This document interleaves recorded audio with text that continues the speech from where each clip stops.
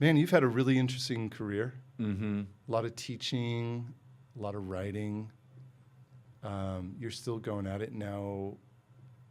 Gospel Coalition or the Carson Center, right? Right. At TGC, at the Right. Gospel Coalition. Right. Yeah. Right. Yeah. And you just recently moved to Grand Rapids. Grand Rapids. May of 24, end of May. Okay. Have you Yeah. gotten into deer hunting yet? No, it's terrifying. Come on, man. That's what the guys do here. It's what the guys did. It's what the guys did in Mississippi too. Oh, yeah. So probably, I'm assuming, even more so down in Mississippi than in Michigan. I don't know. Michigan is known as this like mecca of, maybe not a mecca, but the people here are obsessed with whitetail hunting. They don't have white-tailed deer in Mississippi. I don't know Oh, okay. what genre of deer it is. It's definitely not whitetail. They're not Is it as like pretty. mule deer? Or No, they're not as pretty. They don't have a white tail. huh? I don't know what the, Yeah. what genus it is. Yeah. Yeah. Yeah. Yeah, I would fish in our neighborhood. Okay. You know, like, these guys were like this big. You'd fish in your neighborhood? So it's Yeah, like, we had a lake. A lot Okay. of these neighborhoods in Mississippi have lakes. yeah. So ours had a lake, and we just would walk to it from our house, and I would take my kids, and we would catch whatever, like little sunfish. Yeah, mostly sunfish. Yeah, Okay. it was fun, but I don't shoot stuff. Mississippi, it's amazing. Mississippi is probably like here. It's how men express their love for creation. They shoot it. They're not. They would say something like, "Hey, I love deer," and then they shoot them, but they don't shoot them to annihilate the deer per se. It's Right. it's an expression of their love. It's an expression of their adoration of deer. It's not cruel like that. No, I mean, I agree with that fully. But it's but for an outsider, they would see that and they would be like, "Oh, you just killed that deer. You must hate the deer." Mm-hmm.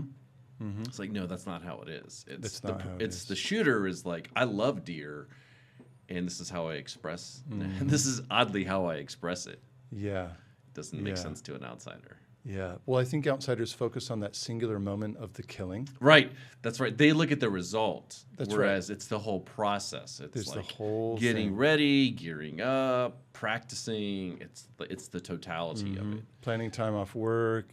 Yeah. You know, mentally. Hanging with your friends at the deer camp, Yep. or maybe just being by yourself. And here in Michigan, I don't know how cold it gets in Mississippi, but there Not are that levels cold. of like masculinity based on, do you go out when it's super, super like cold? Because that's when the deer move. Right. But you got to sit up in that stand for hours or be in a ground blind for hours, which is even worse. And yeah, that takes a lot to get out there. Plus, you got to plan time off work. You're Oh, spending it's a time whole away thing. from your It's a kids. whole thing. You I gotta just- buy the guns. You gotta buy the bow and all that. Yeah, yeah. So, what keeps you busy now in Michigan if you're not hunting? Yeah, well, since I don't hunt a lot, I'm able to fill up my day with work stuff. So I work for the Carson Center for Theological Renewal. That's so my title is the Executive Director of the Carson Center for Theological Renewal, and that is a part of the Gospel Coalition. There are two centers, the Keller Center and the Carson Center. Those both reflect the co-founders, Tim Keller and Don Carson. Tim Keller is into apologetics and cultural engagement. Don Carson is into biblical theology and New Testament studies. So that's what I do. So we have those two centers. And so my job is to oversee the Carson Center, which means I create resources, I manage resources for the global church. So we do that through the Carson Center, through Gospel Coalition. And it's very unique in that we create these great projects and we turn around and we give them away. So when you typically procure resources, you have to pay for the book or for the resource. But because Gospel Coalition funds us or we have donors or whatever it is, with that particular project, we can build it, we manage it, we work with it, we refine it, and then we can distribute it online. Most of it's online. How many different resources do you kind of have in your catalog now? Lots. So we just finished last year, I believe it was last year, it was a book-by-book commentary on the Bible, Genesis to Revelation. It's about 1 million words, and that's online. That is a huge resource, of course. And Crossway is going to publish that in hard copy fall of 26. So about a year and a half away from that. And what's amazing about that resource, not only will Crossway publish that in hard copy, that's going to be translated in Spanish and Arabic. So they're already working with publishers to get that translated. And then we will take those translations and upload those to our website so that these churches, thousands of churches that use those languages, those two languages, can have access. Because nothing like that exists in Spanish and Arabic. So explain deeper, like that resource then. Like, why does nothing exist, and what's the I think it's because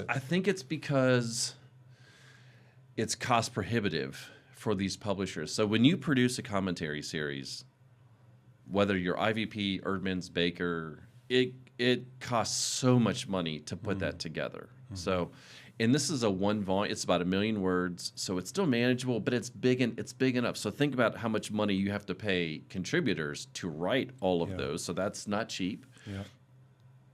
Well, you want your money back. And in order to do that, you then have to turn around and charge people to then buy that commentary. So that's one thing that you've got to figure out. Then the other piece is you've got to pay somebody to translate that series, which is, again, very expensive because you want quality translation. And all that to say is those publishers who are producing these resources, to produce that out of pocket is very expensive. And then to turn around and give that away, well, how's that going to happen? Yeah. Who's going to fund that? Yeah. So we're able to fund these endeavors through different donors and churches and funds. Okay. Yeah. It's a different way of doing theological education and resources. Compared to what models are you differentiating from? The standard model of producing a commentary and then selling it, because these churches can't afford to do that.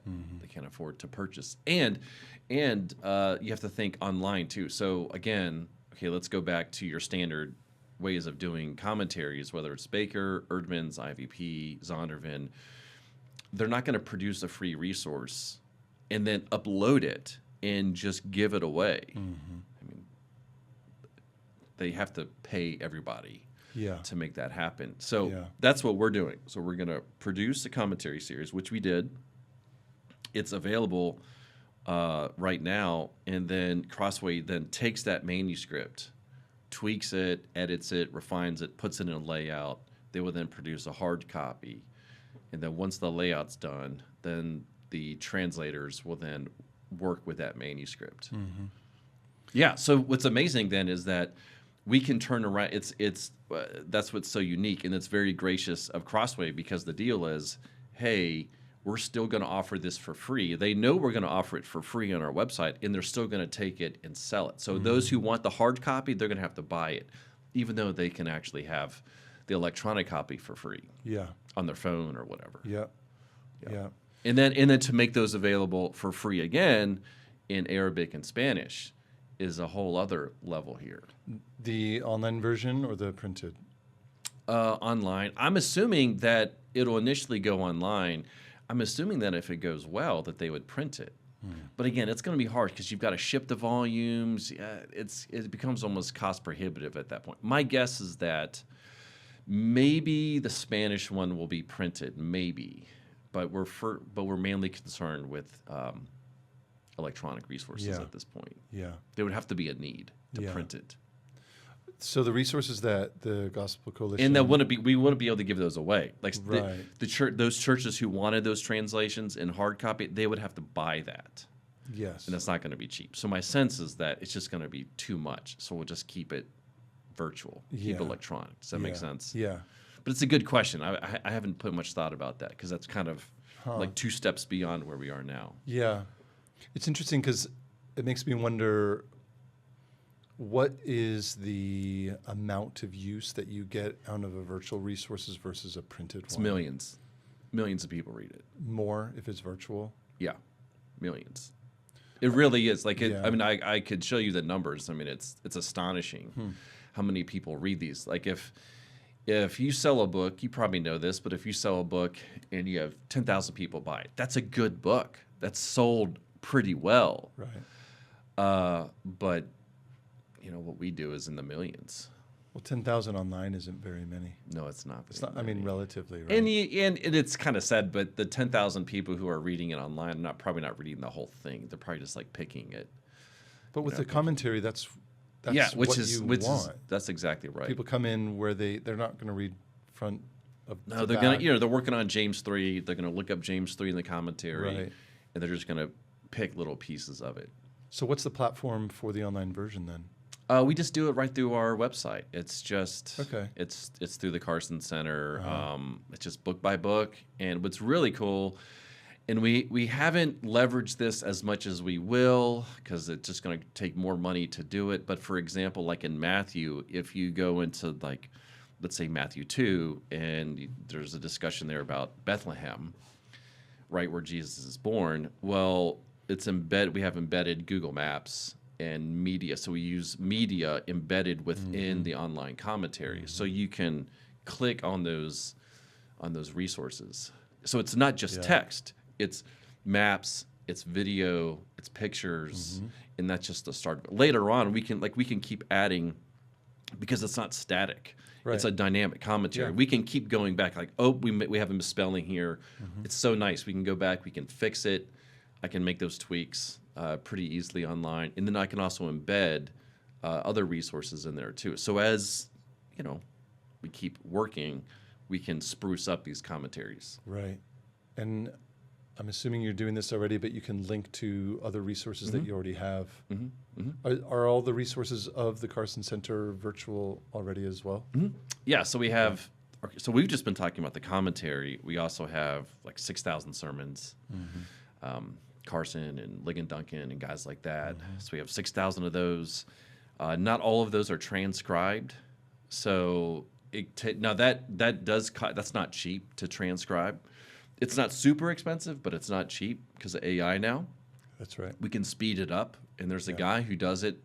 It's like theological AI. It's really interesting. So he's able to kind of tune his AI so he can look for these theological terms. Once they're transcribed, then you can search them in Google. So if you're just searching on, you don't have to be searching for a sermon. Yeah. Just keywords. Hey, these sermons will actually pop up in Google, and because TGC is so big, then we kind of get a higher rank. So that's exciting. We only have maybe 300 or 400 or so sermons transcribed. I can't remember the number, but we have 6,000 audio, and just a couple hundred of those are transcribed. Yeah. So a lot of people do that, but most of our hits come from people reading. They're called essays, theological essays, both biblical theology and systematic, some historical pieces.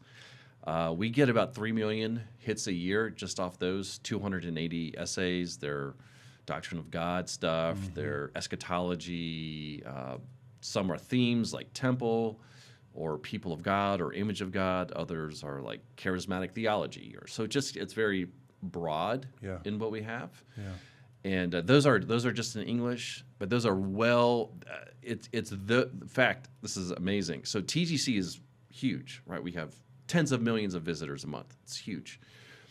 Those resources, those 280 resources, theological essays that we have, outpace everything else that we do.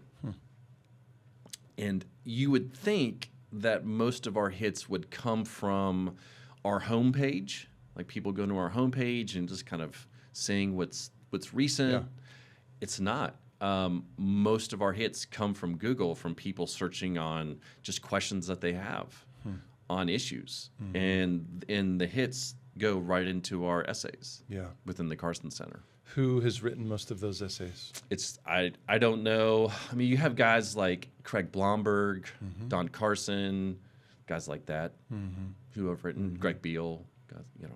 It's interesting because in like marketing terms, you have top of funnel, and then those are trying to guide you to eventually, well, in marketing or commercial world, like a purchase.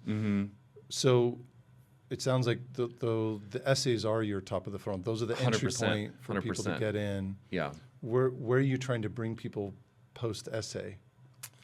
Yeah, I mean, just to kind of look around and say, hey, here are lots of other cool things that we have. Yeah. Yeah. Yeah. Do you think that this this commentary that we've just been discussing will become kind of the new top of funnel for you guys in terms of popularity or searchability? I don't think it will. Yeah. I would like it to be. I'm not sure it will. I'm trying to do a web app. I'm working on a web app. I can't say with who it is yet, but we are working on a web app to offer the Bible for free through the Carson Center. And I want that to be, that's, Lord willing, will be how everything goes to another level, where we can not just offer biblical resources to the global church, but the Bible itself in Greek, in Hebrew, cross-references, dictionaries, all the resources that you would find in Bible software. I think we can do that for free through the Carson Center. Are you implementing AI in any way? Like, for example, like if I go onto Grok or ChatGPT, yeah. I'm always having to use my like theological filter Yeah. of the question I've asked, if it's something related to doctrine or history of the church or whatever. But is there a way that you could build a model just based upon all of your resources that then Probably. We've talked about this. We just don't know. In some sense, we don't know the right questions to ask. We don't know what we want it to do, or we're going to have to do something with it. I'm just not sure what that looks like. Yeah. Kind of need somebody. And I mean, you would hate to get. I mean, obviously AI is not going anywhere, but it changes so rapidly. It's almost like as soon as you start working on something, well, you then have to shift gears 3 months later because now everybody's over here. I don't know. I mean, don't true, know. but like fundamentally, and I could be wrong in this, but fundamentally, AI is data synthesis, right? Well, it scrapes Yeah. what's available and then it synthesizes it. In like a coherent Right. form that mimics human response and maybe eventually human reason. I mean, it's reasoning to a level now, but I'm just thinking because you all have the data. We have tons of data. That's the thing, right? We have.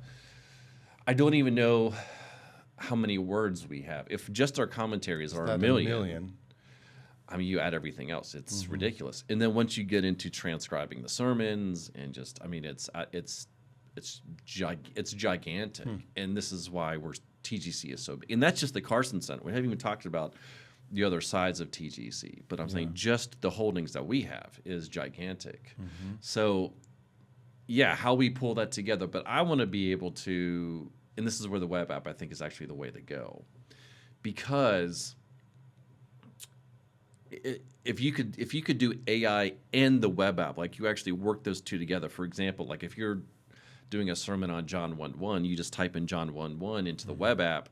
It's going to give you everything that we have on John 1:1. It can give you the English translation, the Greek text, the ability to do searches within the Septuagint or the Greek New Testament, and then the AI would then be able to synthesize some pieces. So that just makes sense. I think so. The way you're describing it is, and I'll be fair here, is kind of like how we used to operate. Right. No, because that's right. This is my personal experience, but I've also talked to a lot of people in various industries, whether it's theology, like academia, ministry, small business owners. Like I talk to people in all these different spheres, and everyone's changing the way that their workflow's changing. Like we don't go to search things on Google anymore. we go to Grok or ChatGPT or Claude or Perplexity or Gemini, whatever, and we say, you know, create a basic outline for my sermon next Sunday on John 1:1, and, you know, give it some other parameters. And it's like learning how to prompt. So prompting is different than searching. And I can just imagine that with the web app, it's a great idea, but I wonder if people are going to think, okay, I'm searching John 1:1 and I'm finding, now I have all these resources, and maybe this is a judgment on what's happening to us already, is we're being programmed to receive the synthesized information versus the way I was taught in seminary, is you go to the resources and you do the work yourself. So... Yeah, but I think so in some sense, I think we have to kick against the goats. I think you've got to split it. I think you have to offer both. You've got to offer the pastor who is not trained in exegesis. That's where the AI can come in. On the other hand, you do need to offer the ability for somebody who is trained in exegesis and who wants to get better a platform as well. I think you've got to do both. Yeah. I think you have to let... And because you know this, Tavis, because part of the process of sermon preparation is the pastor working through the text and finding out, oh, wait, it's not this, it's that. It's not this, it's that. Let's keep going down. Because when you do that, you learn the text, you learn what it's saying, what it's not saying. If the AI just says, no, it's this, and this, you know, based upon what it's learned. Yeah. And I agree with you that that's how ideally it should be. But AI, let's go back to deer. Let's go back to killing animals. Or let's just go back to humanity. Like, we typically follow the path of least resistance. Yeah. Like, you can track deer pretty easily if once you find their pathways and indications of where they're going, because deer don't plunge through brush. Yeah, yeah. They make little trails, and that's how you find them. And they're going to stick to that pattern. But for humans too, it's like, if something makes life easier, I mean, we all use Google Maps to get places now. I know where things are, kind of, but you know what I mean? Like, who's printing out like we used to MapQuest from your printer anymore? Like, or when I was a kid, we would just on the piece of paper like this write the directions that our friend told us. So, as much as I guess we're kind of going into more of a philosophical discussion about human nature and the proclivity to convenience, right? Because there are people who are going to spend the time and dig deep and do the exegetical work and actually read their Greek New Testament and maybe still read their Hebrew Old Testament, you know, if they've kept that up too. Lord willing. Yes, Lord willing. But there's a lot of temptation, especially for a busy pastor, to be like, I have these visits to do, I have kids at home I need to spend time with, you know, and AI, I don't want to call it a crutch, but it makes things a lot easier. And that's anyway. Of course. Well, that's what I wanted to say is. So I would rather. I'll use myself. Let's say it's like I get a last minute request to pulpit fill or something. Okay, and I'm like, oh my gosh, I'm so busy. I'm juggling all these balls in the air. I've got a podcast with Ben to record. That's going to take at least 3 hours. Then I got to spend another 8 hours editing. I would rather that I could go to TGC or the Carson Center's AI like model and be like, I have 100% confidence that what this generates for me, or the conversation that I have with it, like I can have a literal conversation with you as we bounce back and forth with ideas about a certain passage, right? Versus going to ChatGPT or Grok, where I'm going to have to be suspicious a little bit, and not only suspicious of what it outputs, but I'm going to have to do a lot of extra work in checking all the websites that it's gone to, which thankfully Grok and Perplexity and others provide. But anyway, I'm trying to encourage you to think, not that you haven't thought this, but there's so much value there for having a trusted resource that that can help the busy pastor, I Right. guess would be the simple way of putting I get it. I get it. I just would not want that to be the primary way that we communicate through the Carson. I want the primary Right. way is learning, pastors learning, students learning, trying what they can, doing the best that they can to work through the text. So on The that self discovery, I think, which Yeah. is exciting. I think that's where AI, it's a cheap thrill.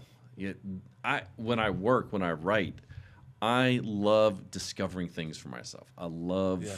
uncovering, like, oh my gosh, this is amazing, and you work for it and you learn it. And once you work for something and you learn it, then you retain it. It's part of your heart. It's part of your thinking.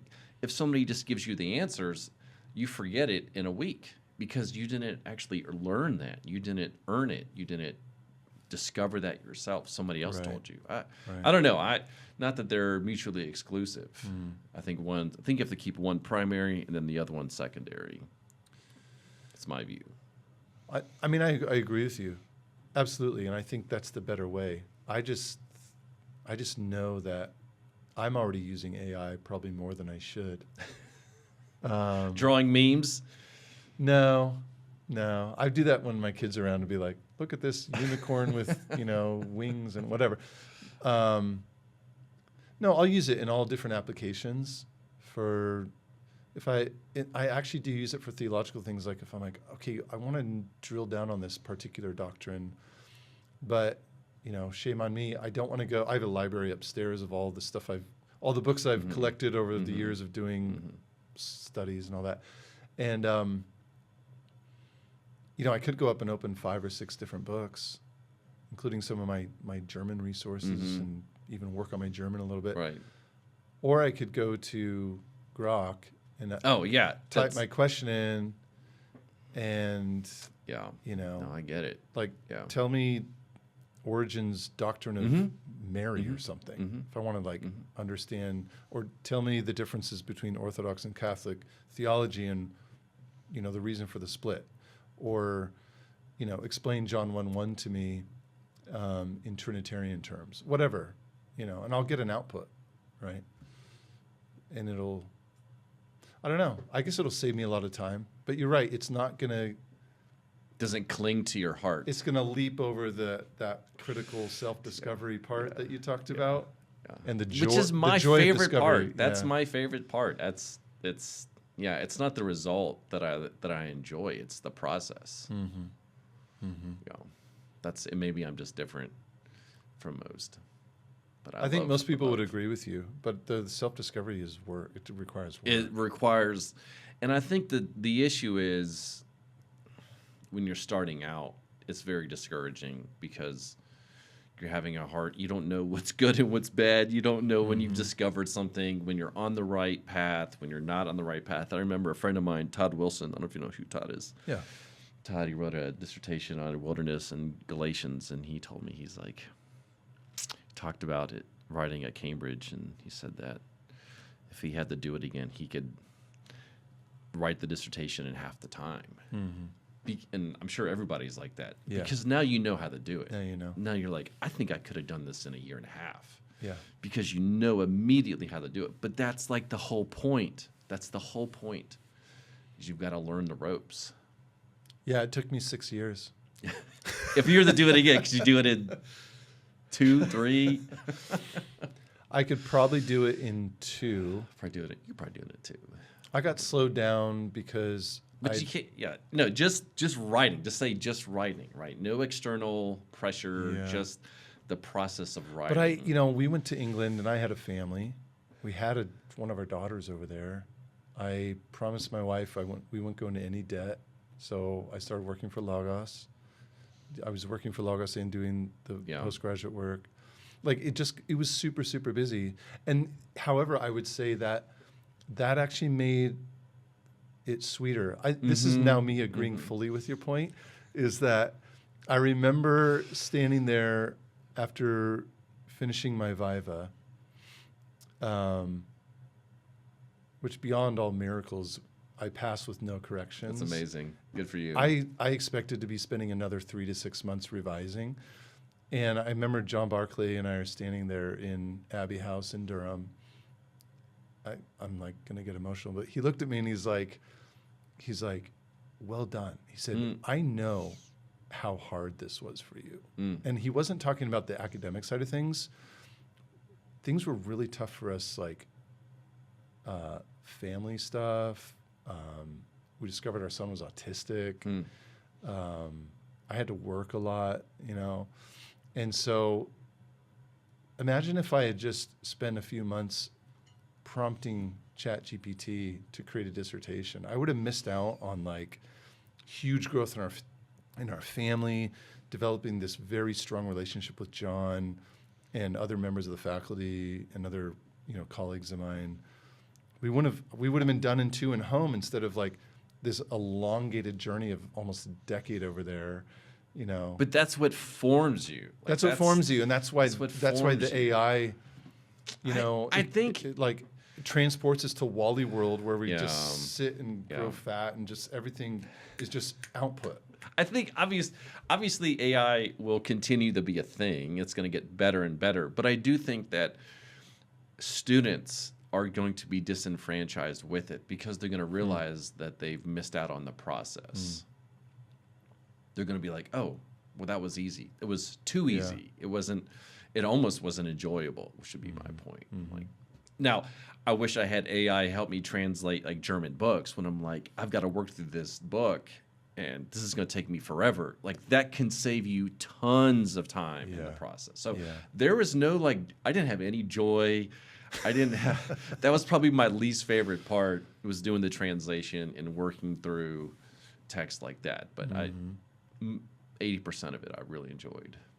I actually like the language a lot. Did you? The German? Working German, through German? and especially French, because the French French was wasn't so bad. useful Yeah. for us because we would go down to France. No. We just took the ferry across twice a year. Yeah, well, that was different. That's because you were near France. I wasn't near France. That's in right. Chicago. That does make a difference. It makes a huge And there's a lot of difference. people, especially in London, that speak. Well, Brits learn French like we learn Spanish in school, so you could just utilize it a lot more. I loved learning Latin. I'd always wanted to learn Latin, and I had to learn it. And it's like I actually kind of delayed the writing because I was so into the learning languages. Oh, really? Yeah, and John Yeah. was like, "You need to." You got to get moving here. Yeah, I actually really do enjoy languages. It's when I have to work through a large text, or that text is just difficult. Like it's not an easy German where it's like this is going to be taxing. So I love the languages. It's just that there are moments when you're like, this is not going to be enjoyable. This is the Yeah. granola of the dissertation. Yeah. I remember being in Durham's library, and I was standing there with, oh my goodness, good friend of mine. He's at, I can't remember his name, Andy.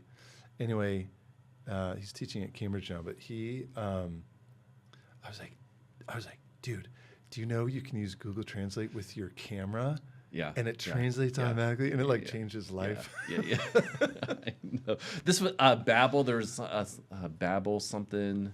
There's a website Babbel.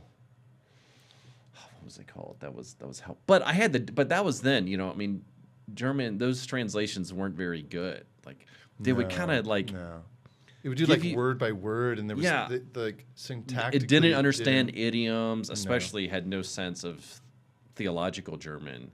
No. But it would kind of get me started. I could hone in on paragraphs where I was like, okay, this is an important paragraph. I can tell. Let me get down, and I'm going to translate it. So it was able to show me what was important and what was not important. That's what I learned from that. Yeah.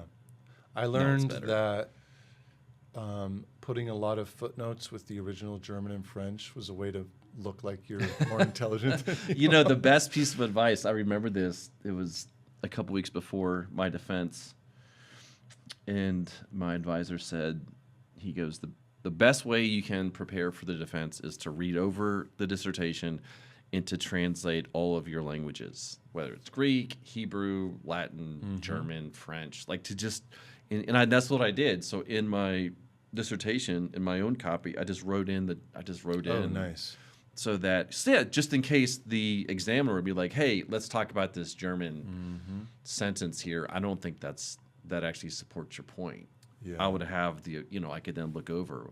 Yeah. So that was, once I did that, I was way more confident going into my defense because I was like, okay, I know what I wrote, I know what other people say, I think I can do this. Yeah. If I wouldn't have translated it, I would have been like, let's. I hope I get through this. So I wanted to transition for a minute because I want to drill down a bit deeper into your work in mystery. And the reason why is because which is my dissertation. Right. Yeah. Right. You did it under Beale. Okay. And what intrigued me about that is I feel as though mystery is a concept that as evangelicals Is mysterious. we don't like to talk about it. Yeah. And I think it goes back to some of what we've been discussing about exegesis and doing the work and drilling down and finding the meaning. And, this very Protestant emphasis on knowledge, like understanding the text, right? And interpretation and all this. Well, mystery is kind of the opposite of all that. Not really the opposite, but it's like, well, where's the connection between mystery and, right interpretation, as we say it? Because in my, kind of at a distance familiarity with Catholic theology, mystery is kind of the thing. Especially how they relate it to the Eucharist. Yes, and other things as well. Because because it becomes more mystical for them. It's not mystical. I don't think it's mystical for the apostles. I think that's a later move that the Catholic Church made. But in any case, you're right. So, in fact, it was Louis Ayres. I don't know if you know of Louis, but he's a early church theologian at Durham and a friend of mine as well. I asked him about a year or so ago, I said, Louis, give me some readings on Catholic theology because I just don't know anything about it. And one of the books he recommended was Sheben, The Mysteries of Christianity. Okay. So, again, a Catholic theologian, and I've just started getting into the book a little bit, but it recalled for me during my postgraduate work in Durham a bunch of reading I'd done in Luther and coming across this concept of the hiddenness of God. And that was totally new to me. I came out of a background where you can understand the text and you can understand God because he's fully revealed himself in his word. Yeah, because he relates that to the cross. Yes. He relates that to the nature of God on the cross. Yeah. That's a big deal for Luther. And did you engage much with Luther? No, because those are later. I mean, I'm just working in Paul. Okay. Those are later expressions.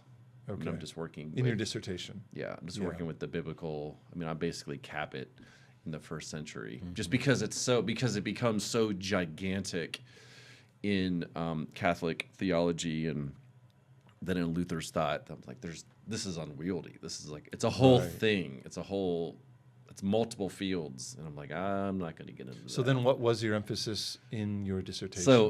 So my work was tracing how mystery is used in 1 Corinthians. So Paul uses it 6 times.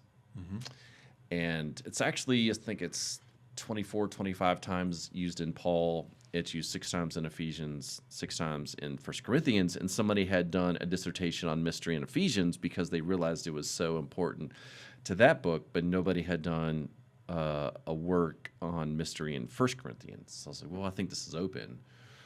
And Greg Beale is big into mystery as it relates to the Old and the New, because it's right at the center of Old and the New discussions. And it's also big in Don Carson's process in thought as well. And so both of those men use mystery at critical pieces in their theology. So that's what I did. So I studied mystery in 1 Corinthians, but here's the thing. It's the book of Daniel that creates this, that it really becomes a terminus technicus in the book of Daniel itself. So you've got to go back to Daniel, study how Daniel's used, how mystery is used in Daniel, and then figure out how it's used in 1 Corinthians. In fact, in 1 Corinthians, we can see Paul alluding to Daniel repeatedly as it's connected to mystery. So that just kind of pulls it all together for us. Yeah, so I'm just studying how mystery works out in 1 Corinthians and relating it to the book of Daniel. So what were some of the things that Paul was doing with the text? It's a lot, because what's in this, it's not just Paul, but it's the apostles, even Jesus himself. They use the word mystery, and Jesus himself relates it to the kingdom. You know, I'm giving, or he talks about it like in Mark 4, Matthew 13, Luke 8. To you it has been given the mysteries of the kingdom. Mark, it's singular, the mystery of the kingdom. And so he relates the nature of the kingdom. In other words, it's really the critical point of Jesus' teaching, of his exposition of the kingdom. And he says, oh, by the way, it's mysterious. So that's a kind of a big deal there. And then you get it in Paul, or like in 1 Corinthians 1 and 2, where the cross itself is a mystery. And then you get it in 1 Corinthians 15, where he talks about there's a dimension of the resurrection that's a mystery. And then Paul in Romans 16 says that the gospel, there are elements of the gospel that's a mystery. And then in Romans 11, he says that the way all Israel is saved is a mystery. And then in Ephesians, he says that the relationship between Jew and Gentile is a mystery. So you kind of pull it all together and you're like, man, these are some major doctrines. Kingdom, crucifixion, resurrection, even marriage, Paul says is that there's a mysterious element there. Jew and Gentile, the gospel, like all of the major doctrines of the New Testament are connected to this notion of mystery. Wow. Do you see that? Yeah. So if you don't have a handle on how mystery is working, then you're, at some sense, not going to have a handle on these major doctrines. You see, because the apostles wed these doctrines to the notion of mystery very explicitly throughout. So that's what I worked on. I did that. I did a dissertation on 1 Corinthians, and then Greg Beale and I wrote another volume on a biblical theology of mystery through IVP later on. So I first started with the dissertation, then I moved on to a second volume on that. Yeah. But what is mystery for Paul? Yeah, so it's something that is hidden, not, and here's the trick, it's not completely hidden, not utterly hidden, but mostly hidden. I'm working with degrees here. Something that's mostly hidden and then fully revealed. Mostly hidden, fully revealed. And what they're able to do is the apostles take that concept, that framework, and they apply it to, as I mentioned, the kingdom. Or let's say, let's use the kingdom. So Jesus essentially says, hey, the kingdom is a mystery. Well, how is it a mystery? It was largely, but not completely, but largely hidden in the Old Testament, that you would have righteous people living in the kingdom, in the eternal kingdom, alongside unrighteous people who are not part of the kingdom. Whereas the most Jews, and I would say even the general thrust of the Old Testament, is that once the kingdom breaks into history, it's only kingdom citizens. The unbelievers are condemned, and they are bearing God's wrath. But now Jesus says, but hey, surprise, the kingdom is here. Only those who trust in Jesus participate in the kingdom, but you are going to live alongside of unbelievers. And they're like, wait a minute, what? How can the kingdom be here? I'm part of the kingdom, and yet my friend Joe, he's not a believer, and he's still here with me. Like, we're both part of the kingdom. I'm part of the kingdom, he's not, but the kingdom's here. How is that working? So Jesus says that's a mystery. It was largely hidden, not completely hidden, but it was mostly hidden in the Old Testament that would happen. Or another one is like the parable of the mustard seed, how the kingdom would begin small and then it would get bigger. Whereas the Old Testament text talks about how once the kingdom's here, like Daniel 2, it's it's immersive. It's very quick. It's sudden. It's extensive. It envelops the whole earth. Whereas Jesus says, that day's coming. It's begun, but it's going to start off small. Well, how small? Well, Jesus small. It starts with Jesus, and then it works to his disciples and then into his followers. So small to large. Whereas the Old Testament, it was just large. This is where we get terms like inaugurated eschatology or the already not yet pair. So I think, I do think that inaugurated eschatology is, even though it's not explicitly said a mystery, it would go under the rubric of a mystery. That the Old Testament, it does somewhat anticipate, not fully anticipate, but somewhat anticipate the already not yet. Even though for Daniel it's sudden, and for Jesus it's gradual. Well, like there, for example, like in Psalm 110, I think it's one of the clearest, even though it's not completely clear.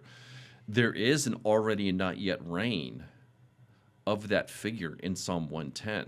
Until I make your enemies a footstool. See that? It's your reign will begin. Your reign is, at that point of fulfillment, the reign will begin, but then there will be a second definitive reign. That's an already not yet notion. So there are like these little glimmers, these little bits. We're like, oh, that's kind of weird. Another one. Let's take this more theological here. It was not largely anticipated that the Messiah would be divine, but I think it's anticipated. Do you see that? I think the Old Testament anticipates a divine Messiah. Like, I appeal to a Daniel 7, even a Psalm 110 while we're at it, maybe even in Isaiah 9, a Micah 5 text, where it's like you get these glimmers of like, wait a minute, how his longing, his goings forth were from long ago. What is that? That's weird. You get these weird expressions. But so then when Jesus shows up, he says, "No, I am Yahweh. Oh, and I am the Messiah." He doesn't say it like that, but through his actions he does. It's like, wait a minute, he's both Yahweh and man. I think you have to say that the Old Testament anticipated that to some degree. Yeah. And so that's where mystery. So what this does is that it's able to make really good sense. It's able to take really difficult points of overlap between the old and the new and make sense of them. In other words, and this is it right here, when Jesus comes to Israel in the first century, he says, "Here I am." And they say, "No, you're not," by and large. "No, you're not, because it's not who we were. You're not who we thought you would be." And this is the crazy part. Jesus says, "You're not reading the Old Testament the right way." Which tells us that the Old Testament actually does anticipate him, but not in the way that they were reading it. It was hidden. It was there. It was there. It really was there. They just weren't reading it the right way. The time had not come for God to unveil how that reading would actually be, the fullness of that meaning. So I don't know. Have you read Van Hooser's new book, Mere Hermeneutics? It's a Zondervan piece that came out last summer or fall or something like that. So he doesn't quite use, he says exactly what I'm saying. He doesn't use the rubric mystery to explain that reality, but that's essentially what this is, that there is meaning in the Old Testament. Here it is. There's meaning in the Old Testament that actually is there. But it's embedded, it's hidden. And then once you read Jesus, once you come across Jesus in the New Testament, you then go back to those same Old Testament texts, and you now read them in their fullness. You read the meaning now in a fuller sense. Yeah. But it actually is there in the text. It's there in the Old Testament. It was just a veiled or a hidden meaning. Yeah, it's just... Do you see that? No, exactly. I mean, just a moment ago, I was like, oh, of course. It's, what is it, the road to Emmaus? Mm-hmm. Luke 24 there. Right, so Jesus is walking hidden, along with, is it two Two. of his disciples or followers? Yeah, They're well, unnamed, right? one's named Cleopas. Right. But it was only at the breaking of the bread. Right.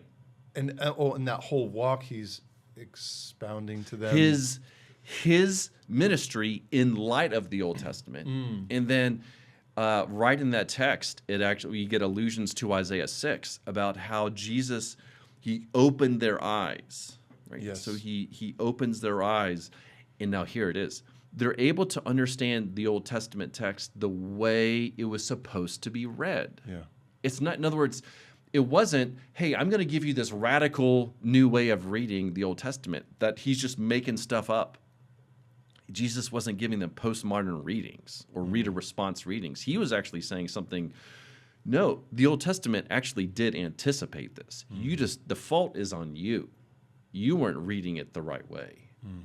So it was largely hidden from them, and then now that their eyes are open, they can now read correctly.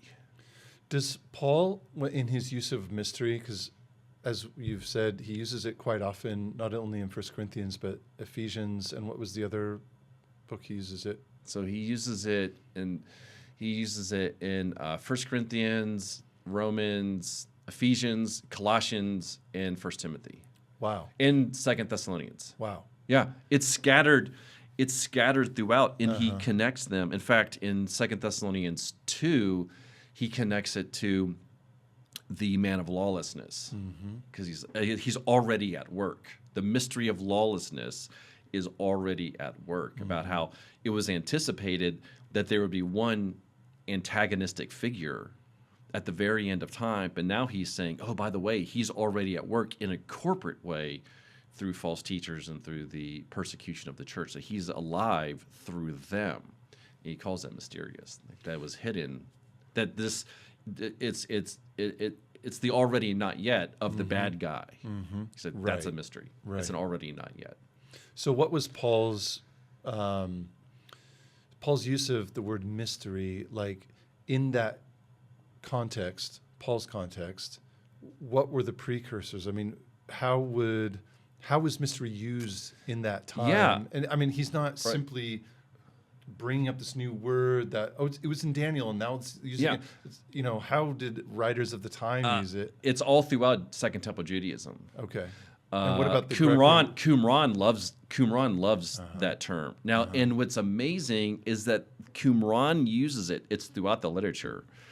Qumran uses that word and relates it to Old Testament text. Doesn't do it every time, but it will say you'll have an Old Testament text, and then it'll give a mysterious reading. Oh, this meaning was hidden, but they're trying to do exegesis of an Old Testament text and expound upon it. They're not trying to do something wild and crazy with it. They're actually trying to exegete the text.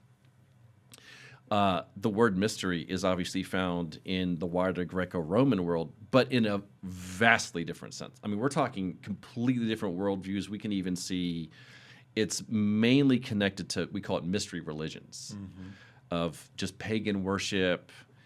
And when you just read the literature, it's so different from what we get in the New Testament. There was a move, and you know this, that about 100 years ago, maybe a little bit more than 100 years ago, the move in Paul was to say that Paul was basically taking pagan notions and kind of reworking them and making the gospel palatable for his Gentile churches.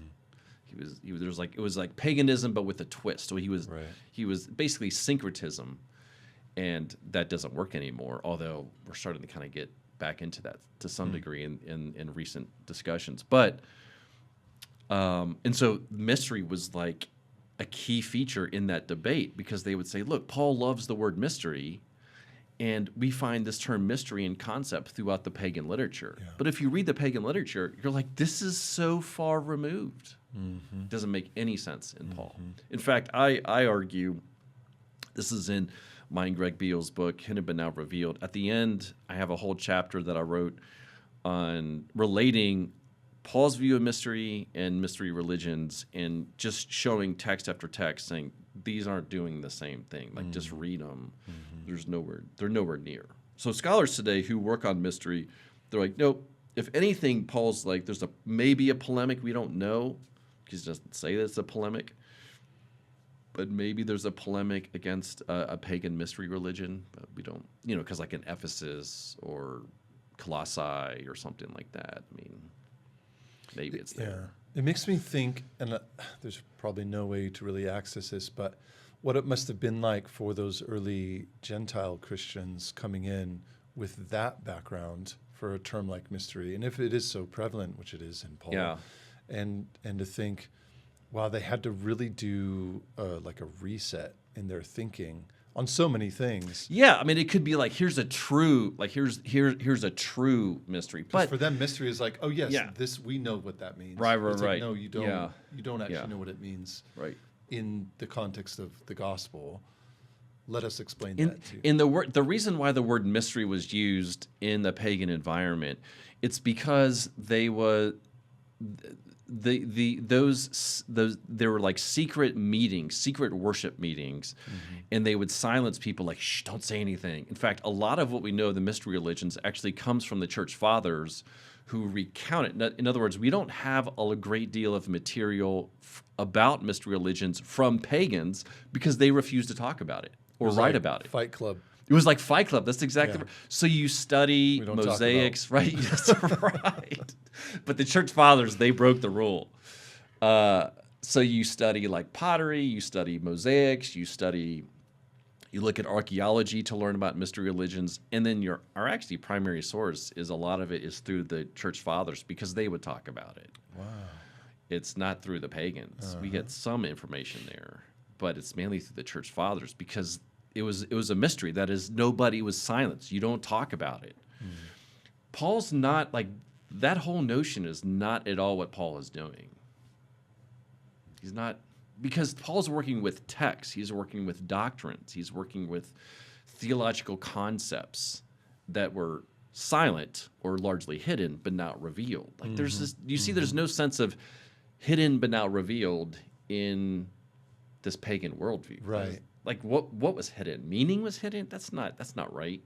Well, it's also there's a huge difference in in terms of what actually is being hidden. Right. So the gods are not speaking. The gods are not speaking to these pagan worshipers. Like it just doesn't. But it's also in terms of like agency. So in the pagan, it's like we, the practitioners, are suppressing knowledge of this, or we're not talking, of our services, we're like not our pagan talking about services. what we're doing. Yeah. And in the Christian context, it's like no, God has Right. hidden Himself. Yeah. And we're in His Word, right. through His Word. And we're seeking to uncover that as He reveals it. Yes. So the difference is, I mean, what a chasm there is between that. They're completely same word, completely different meanings. So but and that's actually pretty easy to tell. Like it's not you don't have to read all the literature. It's you just sort of look at it and you're like, oh my gosh, this is not at all what the apostles are doing. Not at all. It doesn't make any sense. It was the attempt. It was the older view of where can we find in pagan literature things that feel like Paul. Right. Mystery. Because it was on the nose. It was, I mean, there's so much of that went on in Paul, especially. So much. Just But mystery was finding a word and finding it elsewhere and being like, oh, well, Paul's being influenced by such and such notion in the Greco-Roman culture, or by, the Essene, Dead Sea Scroll stuff. It's that makes the same mistake, but on the Jewish side That's of things. right. On the and you're Jewish like, side. how is there? I mean, you just read it, and I'm like, I'm not convinced. I don't know. That happens both in Judaism and in the pagan sources as well. Yeah, but also in contemporary kind of postmodern, approaches to Scripture. It's like, well, let's take our understanding of the world now and import it into Paul, but not say that we're doing that. And now Paul sounds like us. How could that be? So then the question I have is for the church, and I'm speaking in particular for the evangelical church, is how do you take this understanding of mystery to the church in a way that they can better understand that I guess maybe as a check to this idea that we can get it all right. Not get it all right, but like if I just read the Bible enough, I'm going to know. I can know with exact precision. We see a lot of this kind of like in the Reformed bros world, and other kind of maybe not fringes, but and I know especially for people who are really into theology, we love to discuss theology and get drilled down into the nitpicking of theological points. And I'm sure you've seen this as a teacher for so long of students. But where can mystery kind of come in and be a corrective to that and help us to maybe chill out a bit? Yeah. So there's a sense in which, and you've got, so you don't want to take this too far. You got to be kind of in the middle here. There's a sense in which we're constantly uncovering things. That because Scripture is so amazing, it's so deep, it's so rich, that it has not been fully explored. That we are keep going back into the Old Testament, keep finding connections into the New, and keep exploring that. Once you start to make these once you then have the connections, you synthesize this, you work your way up into biblical theology, which then works its way up into systematic theology, and you start refining the whole thing over again. What happens in conservative reformed world, which is my world, which is your world, is that it's ironic because there's a sense in which you can't say anything new because it's all been fastened down. It's already, the impression is that everything has been refined, but that's not the case here.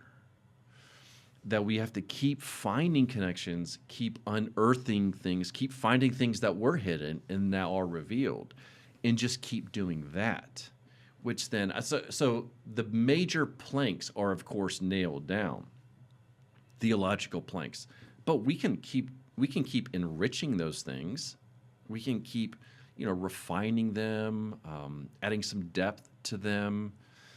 But how do you do that, without making the mistake of kind of this post-Enlightenment world? It's like since the Enlightenment on, where we have all these new tools that come into play. I mean, as someone who studied... You mean like Bible software? No. I mean like philosophical tools or intellectual tools, like reader response kind of interpretations, or like we were just talking about, let's make every word that Paul says, associate it with the Greco-Roman literature. It's like, well, maybe we shouldn't do that.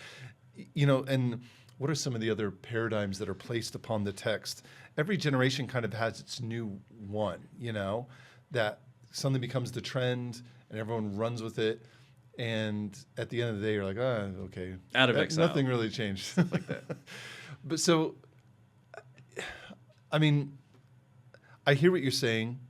And I would say I used to be a lot more kind of sympathetic to that view.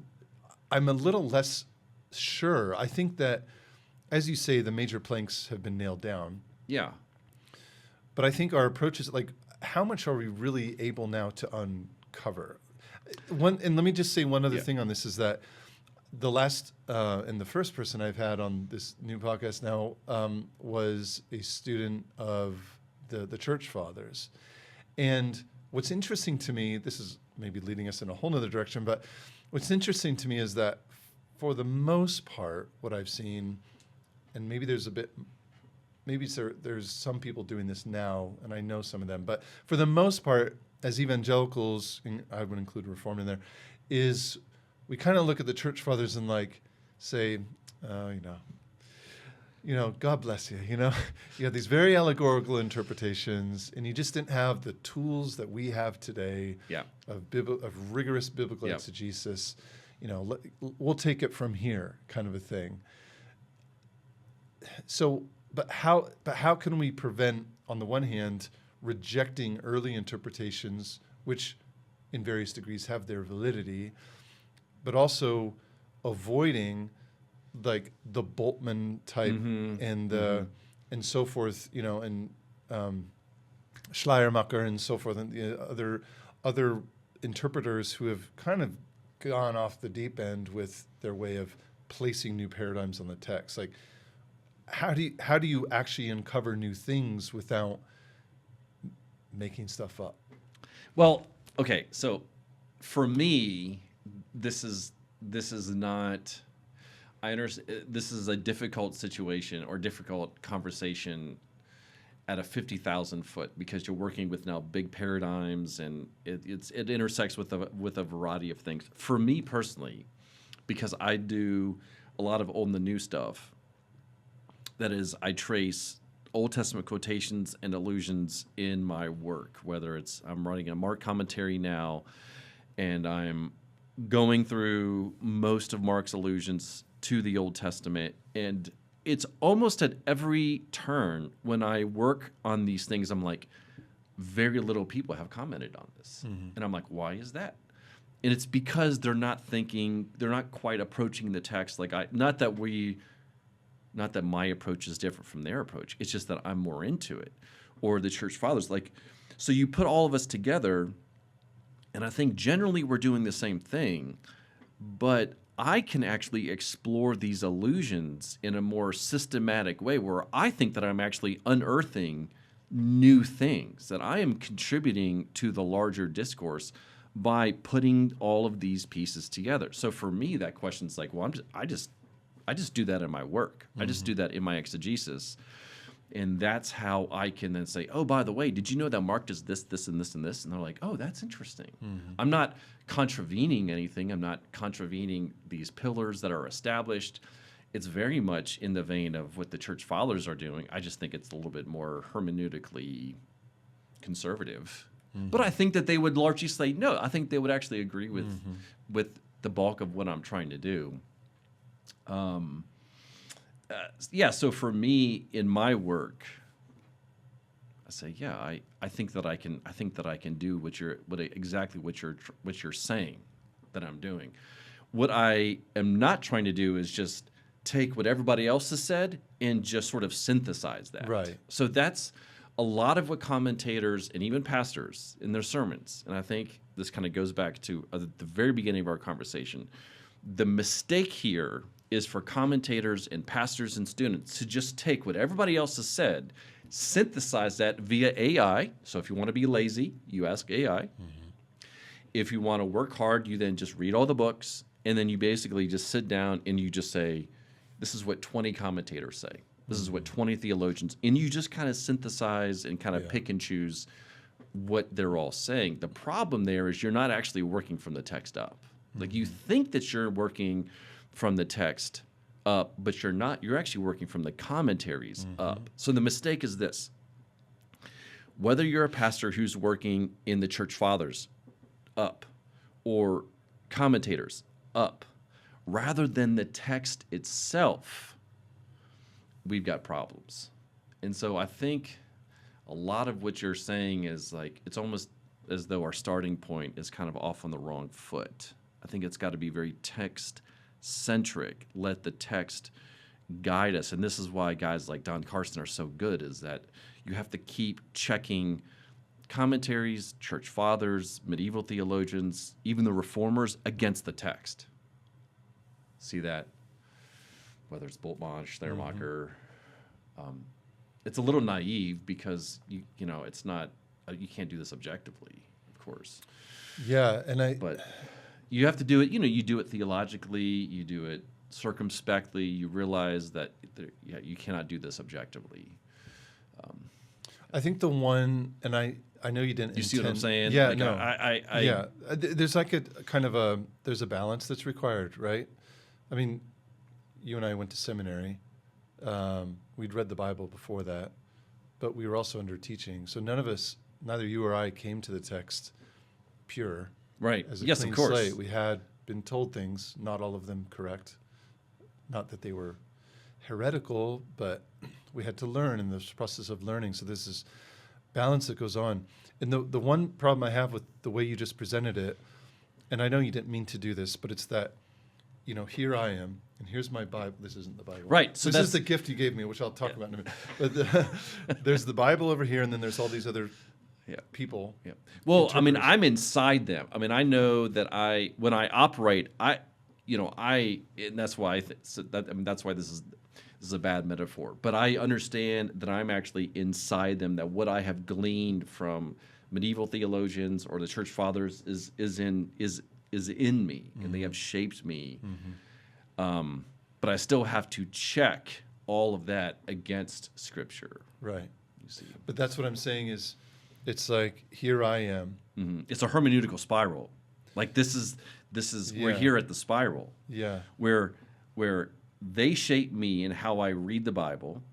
Yeah. But even in how they have shaped me, I still have to go back to the Bible, and I've got to let the Bible kick against those hermeneutical goads so Yeah. that it can actually refine me and ultimately refine them. And it's just you just keep going. I know, and this is where, and this has been a lot of my Juicy. thinking recently, actually, in the last few months, is because I was trained like at master's seminary, like Yeah. Very conservative. very conservative, Yes. but in terms of like the methodology of interpretation, it was Scripture interprets Scripture Yeah. primarily, then the commentaries Yep. come in, right? So Yep. it's this hierarchy of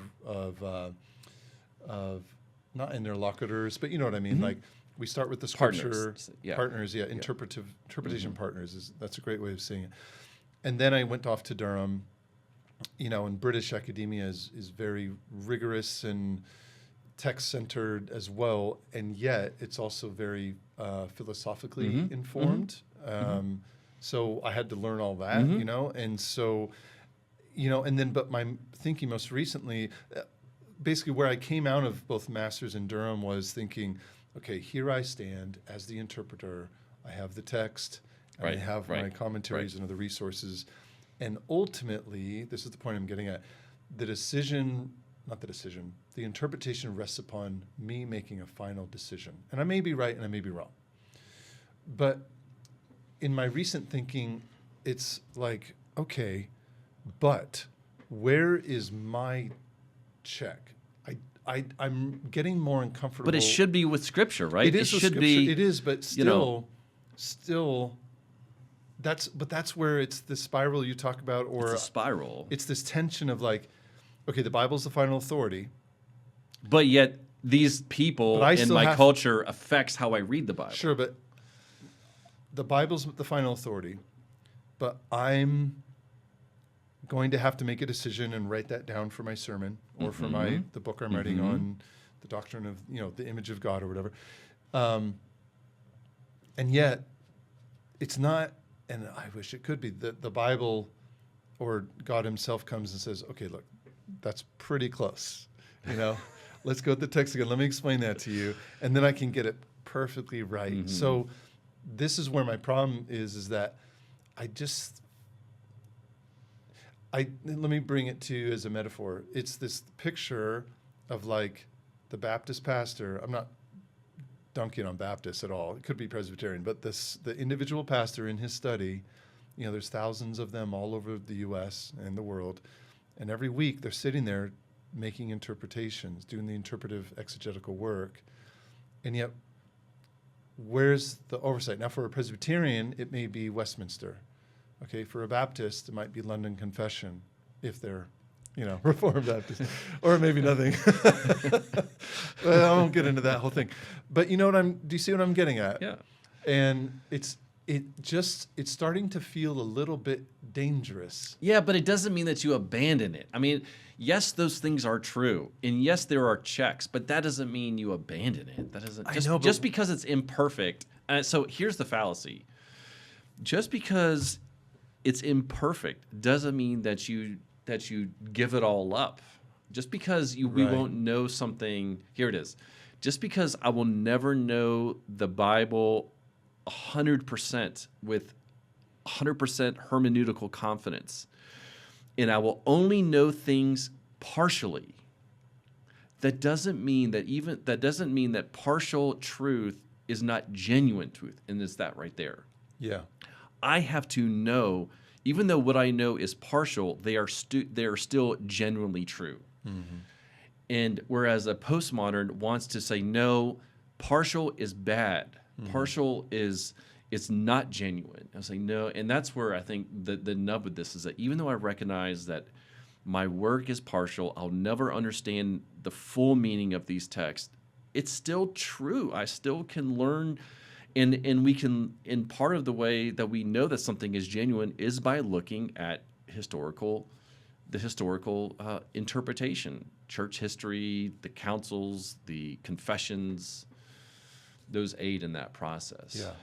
Yeah. You know, so when I work, it's funny because I don't actually think numbers, but there are times when I work and I do have degrees. I'll even say as I write, I'll say something like, this is almost certain this is what's going on. And then there are other times I'll say, this could possibly be in mind, or maybe this is in mind. You see, like I have these like gradations, qualifiers, because I'm like, okay, there's like a 70% chance that that's true. There's a 51.2%, and I have to be, I have to be honest with myself that these are things I'm working on, things where it could be this or it could be that, and that's okay. Yeah. Your Carson Center web app needs to have like a numbering degree. That would be like, system. we're only like 30% sure that this is right. And this is something that I kind of still struggle with. I do, but I realize I'm like, just because I don't know something fully doesn't mean that I don't know it at all. Carson wrote a really good, I can't remember if it's an article or if it's an essay somewhere, and he talks about this very thing. He talks about how that the flaw in a new hermeneutic is that just because you don't know something completely doesn't mean you don't know it. Because the world says that's impartial. You don't know it. You're an idiot. All truth is relative because you can't know it fully. That's that's their mechanism. That's their worldview and their process. Whereas you take the benefits of postmodernity, you take the benefits of the new hermeneutic, and you say, you know what? I have to realize that what I'm saying, it's not objective, and that's okay. And that what I think it's partial, what I learn is partial, but that's okay. I can still know something. I can still be genuine. I think the same thing with faith. So where it really gets down to brass tacks is think about the nature of our faith in Christ.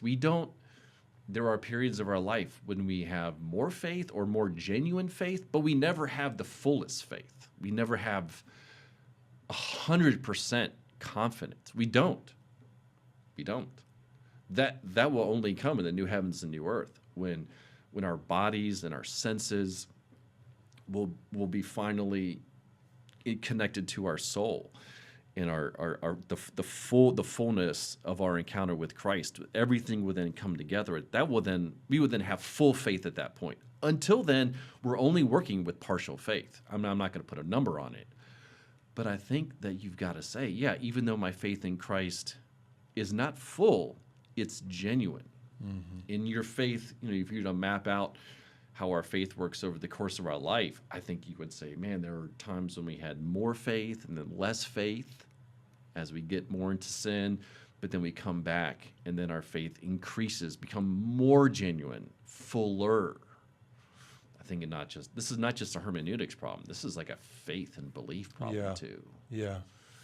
So then for you personally, who are the theologians or resources or interpreters that you lean on in particular? I mean, if you have a rating system as it is for just in general, just in my so work. like if you're struggling with an interpretation and you've listed all these different options.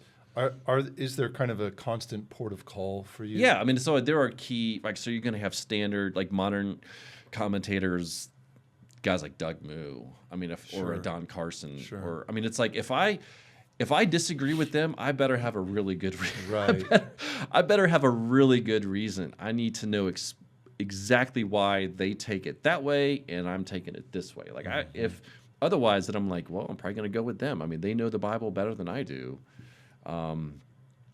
So if you're working in the Gospels, I'll look at a guy like R.T. France or a Don Carson. If I'm working in Revelation, it'll be a Greg Beale, somebody like that, who like they have mastered. You could almost say they've mastered, or come close to really getting a hand on those books.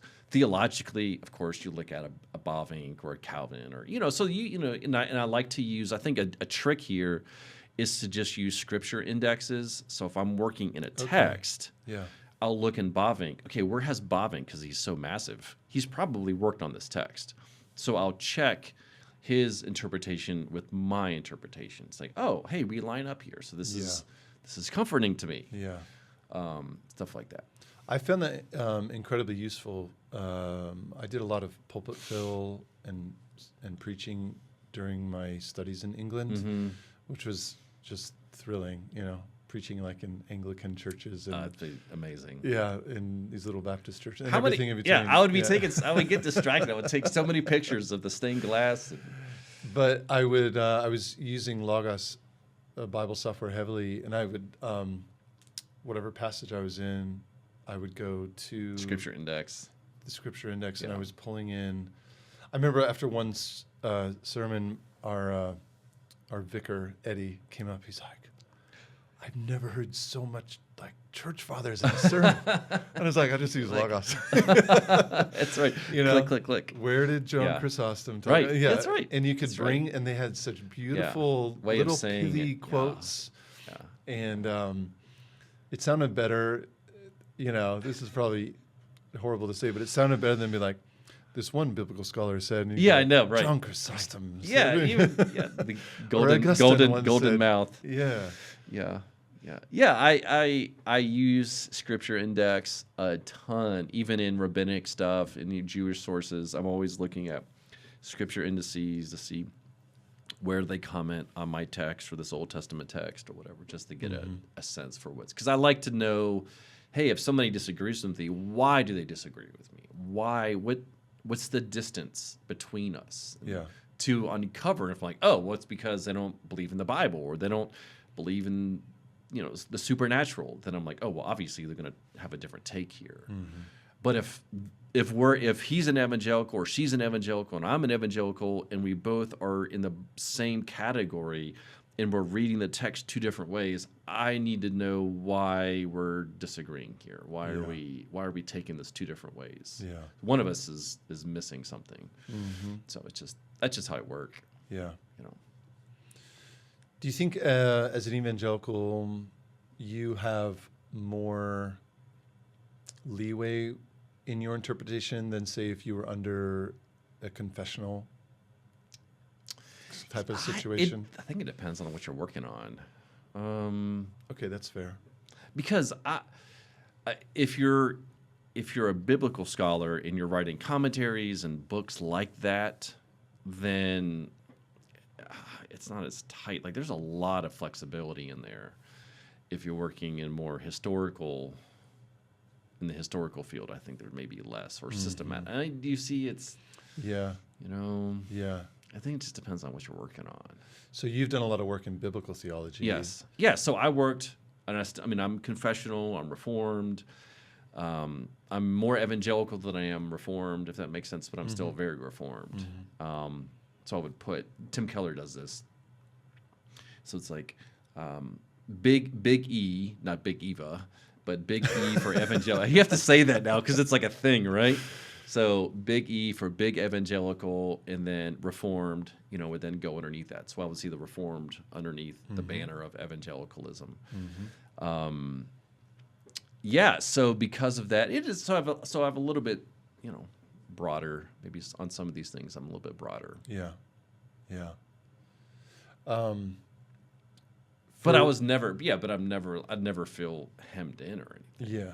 Because the work that I do is it's within the confines of canon, and I have no problem exploring, deuterocanonical stuff. Speaking of, I have no, there's a way that I can interact with that. Yeah. So, by the way, thank you for this gift. Books are the best. That thing is not cheap. That's Books not are the best that is gift. an expensive gift too. I mean, look at that thing. That's like 4 inches. It's 1,000 pages, Wow. something like that. So 800 this is or by whatever. Greg Lanier. Yeah. He's an RTS Orlando guy. Yeah. For those watching, It's a B&H. Explain the premise. What's Yeah, he doing so here? Greg Lanier, he's a really good guy. He's a Septuagint guy. He did his dissertation, I believe it was a Cambridge dissertation, or is it Cambridge, or I think it was Cambridge. In any case, on Luke, on the Old Testament in Luke, I can't remember which text, but it was in Luke. And he is interested. This book is trying to see extra canonical, that is, stuff outside the Old Testament that can be found in the New Testament. So we do have quotations from non-canonical sources, whether it's First Enoch and Jude. Right, the famous Jude examples, but But they're all. This is big enough to. That's be more than just that. Jude. So he and I was on a small panel talking to him a couple months ago when I was in Orlando teaching, and this is interesting because he's basically arguing for allusions to non-canonical stuff. Let's see if I can find examples. It's more so in That's that beginning. Great word, illusions. Yeah. So he's really into allusions, but he's trying to find extra canonical allusions in the New Testament. And I think that's interesting. Yeah. So I'm more into the Old Testament. He's more into non-canonical stuff, non-canonical influences. For example, like here in Hebrews 1. So here's in Hebrews 1, and here you have a text from Wisdom, and he'll underline, he thinks that these are allusions. And he'll line them up and kind of, comment on the possible connection. And then at the end, what you do is at the end, remember how at the end we talked about using, somewhere at the end, he tells you I guess it'd be before the okay, right in here. So he gives you the results, interesting. And then he'll say something like, "Hey, I found X amount of allusions," and then he'll compare that with Old Testament stuff.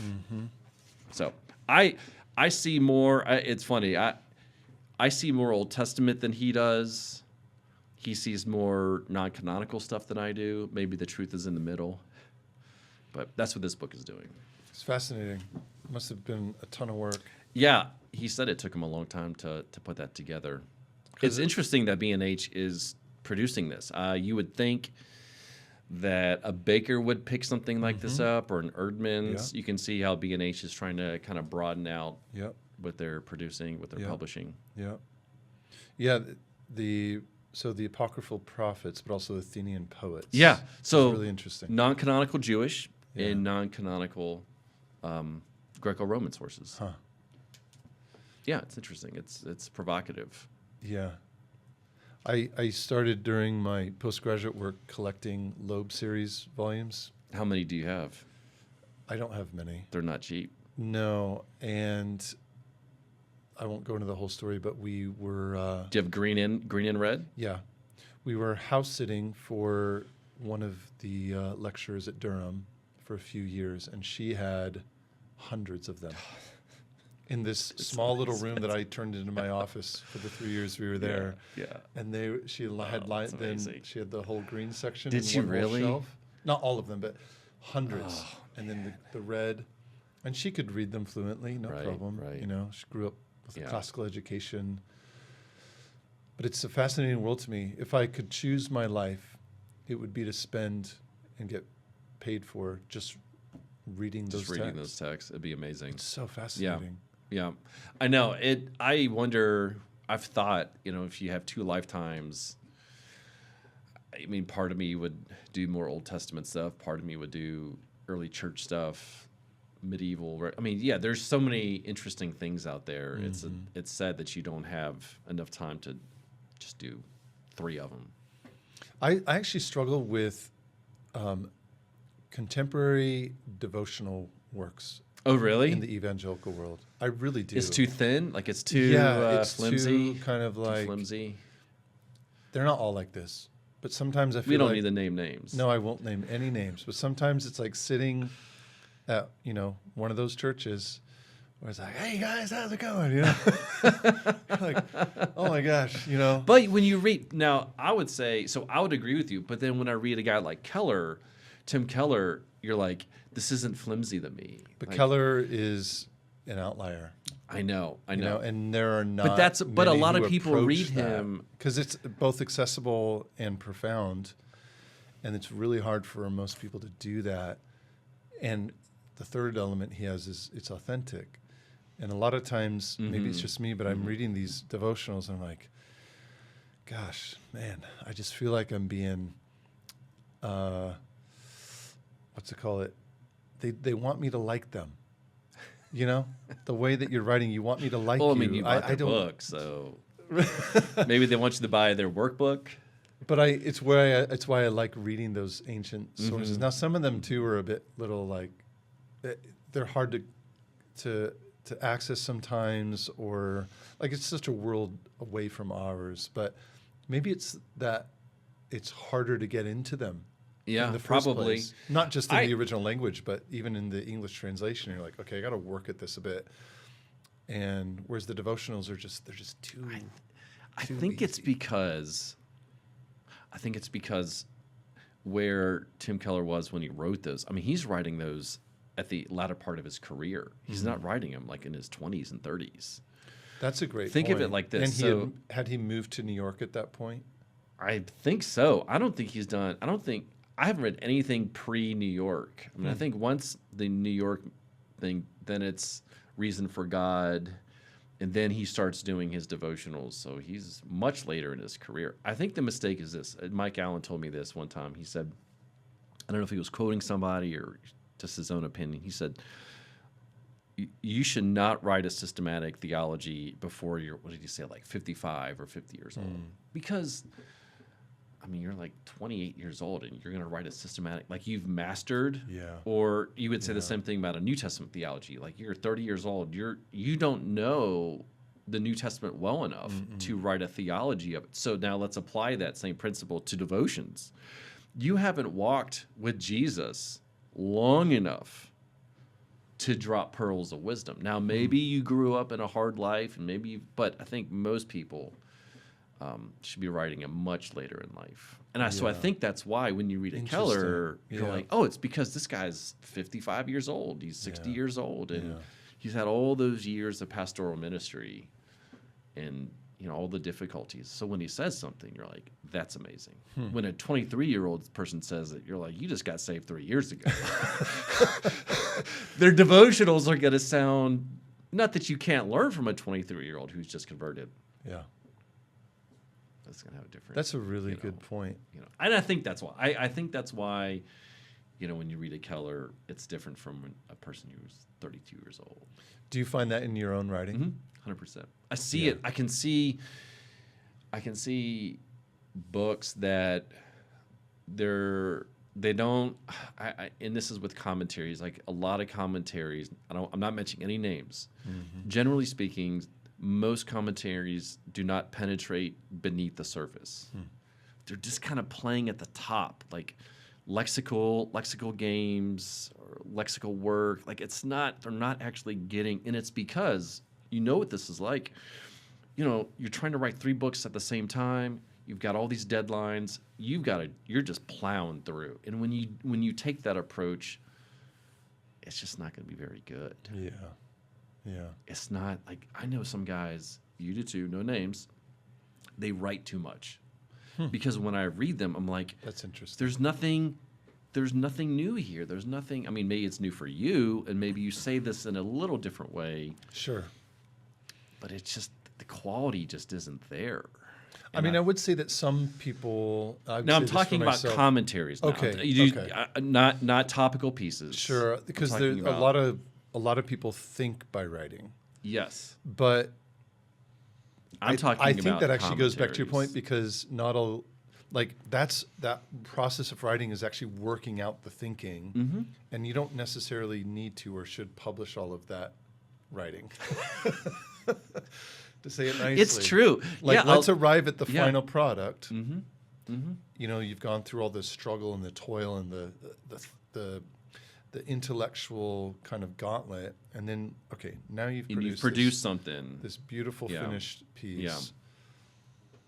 I mean, yeah, Maybe those are just blogs. Maybe those are just, you just sermons that you create.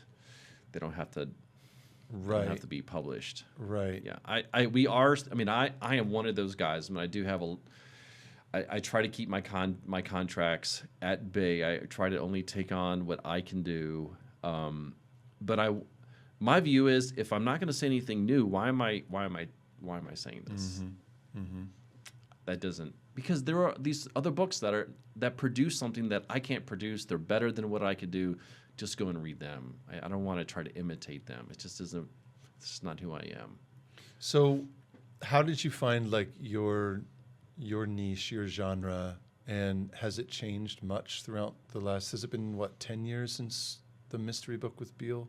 So it was like 2016. So yeah, that's a great question. It's just part of my own personal, so when you do a dissertation, there were a couple different options. Beale's, so my advisor, my doctoral advisor, is the kind of guy who was like, look, because he was constantly exegeting, writing commentaries, writing books. So he would always find these interesting topics that he just didn't have time to work on. So he has a running list of dissertation topics. So whenever he brings on a new student, he's like, here's my list. Pick one. Do any of these interest you? If not, do you have anything that's better than this list? And I was like, that list is better than my list. I had a list, but that list was better. And so this was on his list. We tweaked it, we honed it up, or we honed it, and then that's what I did. And so at that point, I'm just trying to pass. I'm not thinking. All I wanted at that point was to just pass the dissertation and get a job. And if I never published a thing, I was not thinking I'm going to be this scholar who's going to write. I'm just like, I just want a job. I love to teach. I want to explain the Bible, and I want to make enough money to pay the bills and have a family. Yeah. I was married at the time and no kids, and I wanted to be able to afford a house and to teach, and that's it. I was not thinking of writing or editing or anything what I'm doing now. And sure, it's certainly not TGC, because TGC was kind of just coming off the ground. And so I did that. I did the dissertation, published the dissertation, and then I was like, oh, well, maybe I have a second book in me. And then that's when we then did this mystery project together. And then I just was like, hey, well, maybe there's another project in here. And that was the Story Retold, which is a New Testament introduction. And then there are other books. So I started out like this huge thing. I just want to be a New Testament guy. And then the dissertation was Old and the New. And then I love biblical theology. So I started doing more and more of that. And then I started, this is a very interesting story. So I had a part-time gig. I have to be careful here. So I had a part-time gig, and that part-time gig stopped. And I'm like, oh my gosh, I just lost monthly income. How am I going to replace it? And it really affected me. And one of the things that came across was I need to do more. I need to do a series of books. I need to edit. For me to generate income, I think that if I put together a series that I can edit, then maybe that would help me financially. So it started off financial, but it got me to a point where I was like, you know what? I remember this. I think that I really want to do biblical theology. And this was after my graduation from Wheaton. This was after I'd been teaching a couple years. I started to see things narrowed for me. I was like, I think that I can contribute to the field of biblical theology, and I think I know how to get there. And that's when the idea of the essential studies in biblical theology came to me. And then I pitched it. IVP took it on. It's now in volume 10. I edited 9 volumes in that series. And that's kind of what began this biblical theology thing for me. And now here I co-edit the NSBT with Don Carson, and I do a number of other things now in this field. But it really was like over time you start to then see, okay, Old and the New, biblical theology, allusions, the study Bible piece is coming out. So like I sort of start to see my niche, and then I can execute that. Yeah. Does that make sense? So what was it though that kind of was the spark for biblical theology? I mean, you were studying mystery Yeah. under Beale. Was there a particular book that you read, or No. was It was this. So when I publish, when I come up with things to do, series to edit, projects to begin, it's always out of anger. It's funny. It's always out of frustration. It's always like, how come nobody has written a book on this? I'm like, can I write that book? I think I can write that book. Let me write that book. Other ones is, I can't write this book, but somebody needs to write it. So I'll find somebody to write it and I'll just make it happen somehow. So everything, almost 98% of my projects come out of frustration. And I was frustrated that the NSBT was so good, but your average pastor, your average layperson, it was just not at their level. It was not meant to be at their level. Yeah. Because it was more academic, more scholarly, and I wanted to take the best of NSBT and to bring it down to a lay level. Nobody had done that. And so I was frustrated. So that's why I started the ESBT, and IVP loved it. It's now going great, and I'm so thankful for that. So that started that. And then I'm still, at this point, I'm still working on other projects, Old and the New at this time. And then my second frustration was, how come people are not doing more with allusions? Everybody talks, Richard Hayes, Greg Beale, these guys, they talk about allusions, but and everybody was mostly into it. But I'm like, how this needs to be synthesized. This needs to be made more accessible. I want to get into this.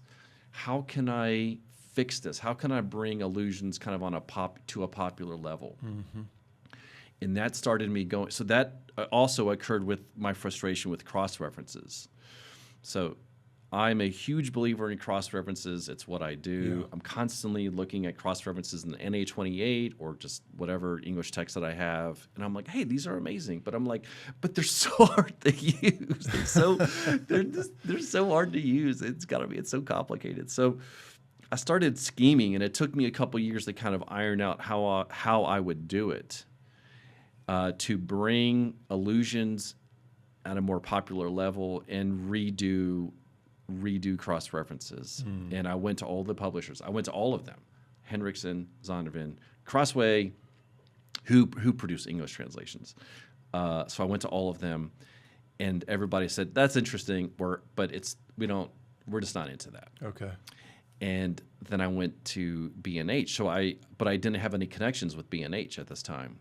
So I asked my friend Tom Schreiner. I said, "Hey Tom, who's your Bible guy?" Because I knew he worked on the committee of the CSB translation. I said, "Who's the Bible guy at B&H?" Because I have an idea. So he gives me Andy McLean's info, and I email him. It's crickets. I don't hear anything back for like a month. But you gotta understand, I don't take no for an answer. So I find this guy on Twitter, and I look him up. I send him a Twitter message. I said, "Hey, my name is Ben Glad. I've got an idea. You never email me back." And I said, maybe you didn't like the project. That's fine. Just let me know, and I'll just go somewhere else. And he emails me back. He's like, "Oh my gosh, this was in my spam. This is interesting to me. Let's talk about it." And then that study Bible is going to come out in September. So that sort of started this whole renewed, revamped cross-reference allusion thing, and we're going to start work on an Old Testament volume as well. And then now that's kind of sort of leaking out into all these other projects. So I sort of, in other words, I kind of start on these areas where I'm like, there's a need here. I think I can do something about it. Like, I think that I can rope enough people in and fix this thing. And that's kind of how I go. So I jump from kind of one major project to the next. Yeah. And and so here I am. Yeah, I remember seeing your posts on X about the New Testament. Would you call it? It's called Connecting Scripture Study Bible, or is that what you're Study talking? Bible, It's a study right? Bible So with B&H. Yeah. What Connecting Scripture, New Testament. That's the what title. exactly is what's different about how you're doing the cross-referencing? So the text, it's twofold. Because usually it's like either center column Or at the or bottom. they're at the bottom, Yeah. right? And you've Or gotta like look- or in the middle between the columns. that's what I meant, like center column, right? Oh, right, center column. Or on the NASB, side. NASB and the NA28, they put them on the side. And then you've got these little tiny numbers that you got to find somewhere. Yeah, we still have those. So Okay. just because there are a couple different ways to do this. Nobody. Okay, yeah, this is crazy. So English Bibles, they don't just hand over their translation to you. The whole Bible publishing world is different for me. I had never. It's a whole thing. I had worked over here on trade books. I did a dictionary with Baker. I had done small projects, bid projects. But the Bible world is a different thing. These are like two different fields. These are two different systems, and you don't just go from over here to over here. I don't know. This is like all new territory for me. And so I was approaching them saying, we need to redo this over here. And they're like, who are you? Who do you think you are? And I was like, no, you don't understand. I think that we could do something here. So the idea is to flag Old Testament allusions in the New Testament, but to do it in the text itself. So the first move is you've got to come up with a list of allusions. And that took me 2.5 years to put together. I mean, I worked through, my number is probably about 6,000 to 8,000 at this point. And I've worked through all of them. And it's exceedingly difficult, as you would imagine. Yeah. And so I came up with the list, and I said, here's my list. And we need to take these allusions and flag them in the text so that when you open up John 1, you can actually see in the text itself Old Testament allusions. So we mark those with green font. Okay. So all Old Testament allusions throughout the New Testament they're green words. So you have just your regular words that are in black font, but then we flag allusions in green font. Quotations are already flagged. Like all your English translations, they already flag them. They put them in bold. CSB does bold. NASB does like uppercase. ESV is quotation marks. So those are already established. Right. We don't have to like reinvent anything. We just made all those blue. So in the CSB, those are blue bold. And so you'll open up, so like you get a quotation there at the end of John 2. There, it's actually more in the middle. It's a quotation from the Psalms. Zeal for the Lord has consumed me. That's in blue bold in the Bible. And then it's surrounded by Old Testament allusions. And what's so cool about this is that you can see it in the text. You don't even need your cross references per se to see the allusions. You don't know where they're going. You don't know what Old Testament text it is, but you can actually see them embedded within the text. So that was a major move. That was a move to we're actually going to show Old Testament connections in the text itself and not just the cross references. Do you see? Yeah. So you start there and then you work out. So then in the margins, in the cross references, we then make sure all of our lists are complete and then these are tied together so that you can go to the margins of whatever text you're working on. Like in John 2, you just go whatever verse, you then go in the margin and you can find, it's also in green font. The cross references are in green font and in blue. And then you just find whatever text, whatever verse you're working on and you can see it. Wow. So this is amazing because even in my work, I've been working on this field. I've been working in this field for 20 years now, and I'm going, if I had this 20 years ago or even 10 years ago, my life would have been 10,000 times. Like I'm constantly coming up with, that's a dissertation topic. That's a dissertation topic because you see patterns now what they're doing. So that's what this project is. But now we're going to take this project and we're going to create an Old Testament version of it. Okay. So we're going to find quotations and allusions in the Old Testament and how they work together. which is a whole other thing. So old to old. Old to old. Wow. So like Okay. Malachi's use of Exodus or Isaiah's use of Exodus, or but you can actually trace those, and we're going to do the same thing: green and blue. Will you also do New Testament or Old Testament? Will you highlight in the Old Testament places where this gets reused in the New Testament or alluded to? Yes, we are. I don't know how to flag it. Right. Right. I don't know if is that another color. Don't So do these- red. Red's Don't do already red. taken. I know. Isn't that hilarious? So you can't use red You now. can't use red because red. We would have actually done red in the New Testament because it's such an No, obvious people color. would have like protested. They would have been very angry. Especially my It's grandma. hard to come up with three colors, right? So it's called a tricolor font because you already have black. That's one color, and originally we were just going to do two colors. We were just going to do blue, and it would be black and blue. Yeah. And Greg Beal's like, that's not class. So Greg Beal and I flew to Nashville, where we met with B&H at Lifeway's headquarters, and we worked through how we're going to pull this thing off. And one of the things that came out of that meeting was Greg was like, no, we need three colors. We've got to have a color for allusions, and we've got to have a color for quotations, because the reader's going to get them confused.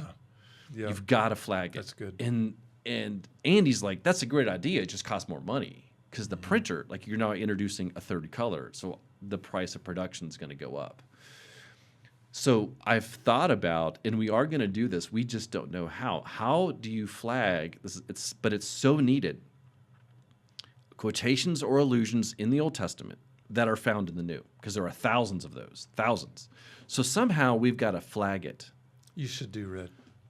Now that I think about it. You probably, yeah. What else? probably We can't should do do red. purple. Purple's too close to black, and too close to nobody would be blue. confused with blue.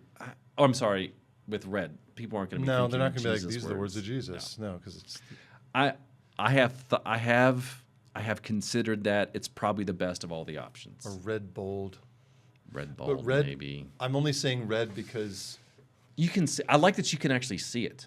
you can It's see it very really apparent. well, and it's going to be what a lot of us are the most interested in. Mm-hmm. And especially if you're doing like sermon prep, you know, something like that from the New Testament. And there's also the whole kind of association, like with like the blood of Jesus and the, like, you know what I mean? Like Christological. sure, Christological. it's Christological sense of it, Yeah. maybe. Yeah.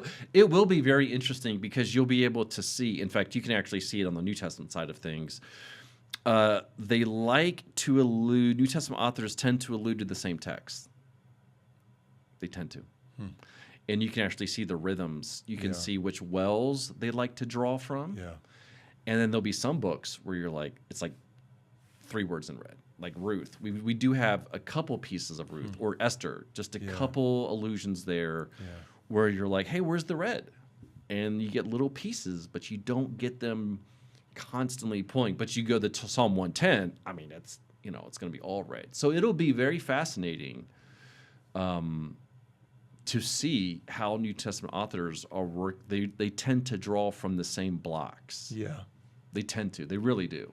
Yeah. So it'll be really fascinating to see what I have. So I have the proofs are not finished. They're still working on the proofs, but what I have seen is absolutely amazing because nobody has like graphically put this together. Nobody's put all these pieces, and once you see it, you're just blown away. You're like, it's revolutionary. I have more interest. I mean, I've worked on a lot of projects in the last 20 years. By far, this is the most, people are more interested in this than anything that I've done. I get random emails through TGC. I have people contacting TGC, not even directly me, saying, hey, how can I get a hold of Ben and ask him when is his study Bible coming out? Wow. I'll get stuff on social media. Greg Beal, he's not, I mean, he is one to get excited about things, but he's not. You have to know him because it takes a lot to impress him. He doesn't always give his blessing. It's not easy to get those blessings. He could not be more excited about this because he thinks that this is something that is, I don't want to use the word revolutionary, but it's close to it. It will change. It will fundamentally change how people read their Bibles. Yeah. That's fairly revolutionary. That's a strong statement. Yeah. Because you're going to open it up. You're going to open your New Testament up, and you're going to see, oh my gosh, I didn't realize it was this. It was to this degree. And you can actually see the authors work with the same text over and over again. Yeah. Whereas it took doctoral students Yep. a lot of time to kind of like to trace all the references and the allusions. It just takes a lot, and then you'll see it in their dissertation. Yeah. But nobody has tried to. The closest one would be a Richard Hayes, who he was the one to start to pull it together. But we're just taking that idea and we're just putting it mainstream, and it's super exciting. Are you worried about some pushback because you said that you personally did about 6,000 to 8,000, whatever the number was? I can promise you there will be people who say you missed this one. Oh, 100%. And you missed that 100%. 100%. And that's what I told BNH, I said we need to create a mechanism where every couple of years I want to update this. Because people are gonna be so excited that they're gonna just, and this has already happened for the last It'll year. stimulate them. I have people emailing me saying, "Hey, have you seen this illusion?" And I'll look it up and go, "Oh my gosh, I haven't seen that illusion, but I think you're right." Yeah. And I'll go back to my list and I'll change my list because I'm like, that has actually convinced me. So I read an article, it was a TGC article from a contributor about a month ago, and he was like, "Oh, this is a reference to that." And I was like, I hadn't seen that before, and the commentaries don't point that out. And I was like, I really think that that's there. So went back, added to my list, notified B&H. We got to add this. Sure thing.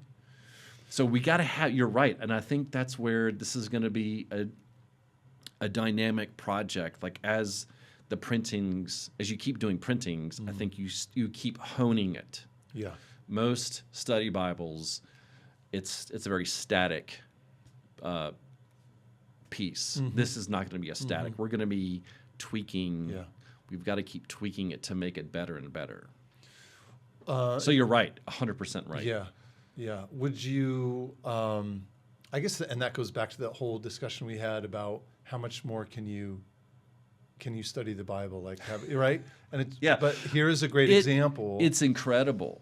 This is going to, it's exciting because when I first got into this, I was like, oh my gosh, like we're overthrowing, the impression is that we're overthrowing traditional readings. But then once you're in it, you're like, actually, no, I'm not overthrowing traditional readings. I'm enriching traditional readings of texts. You're not. Does that make sense? Yeah. The fear is this is new, therefore it's going to overthrow. But that's not what it is. It's, yes, a lot of these are going to be new connections that they've seen, but scholars have already seen. It may be new to them, but they're going to realize that I'm not upsetting the cart. I'm just enriching these traditional readings. Does that make sense? Yeah. It's a different way. I'm adding some depth right to it, right. some redemptive historical depth there. I could imagine that. I mean, there's so many implications for it of the impact it might have, but especially, I'm just one example. A lot of times we have to like begrudgingly plow through sections of the Old Testament. This, I could see making it a lot more interesting.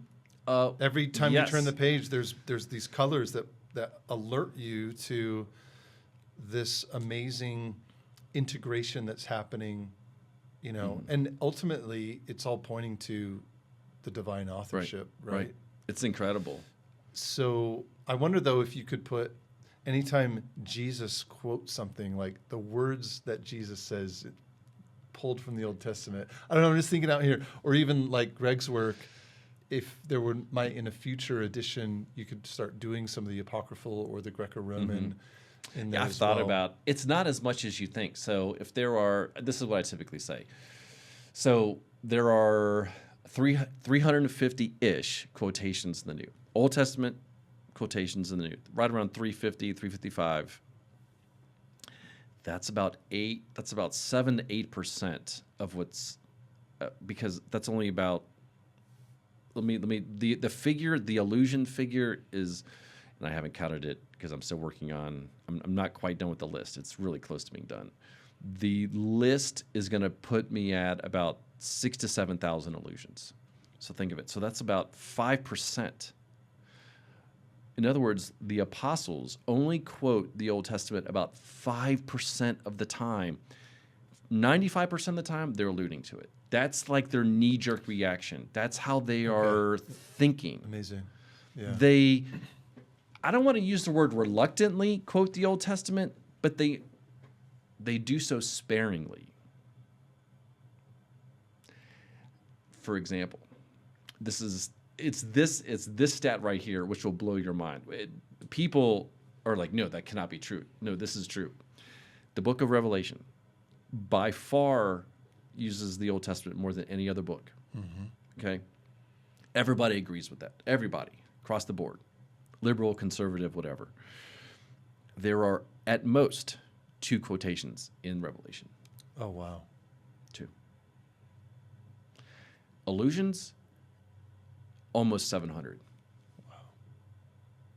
So do you see, like, nobody denies that the Old Testament is in Revelation. Everybody is convinced. It's in every verse. It's all over the place. Conceptually, textually, it's all over the place. But the way he does it, he doesn't want to do it. He could have used quotations, but he didn't. He chose allusion more than any other medium. Why? And I think, and this is where Chris Beetham, he has a wonderful, if you haven't read it, I encourage you to do so, Tavis. It's in the dictionary that I edited with Carson, Beale, and Naselli. Chris Beetham argues that in his essay on quotation and allusion, that allusions are more powerful than quotations. Just like if you're watching Marvel. Do you guys watch Marvel? Are you Marvel people?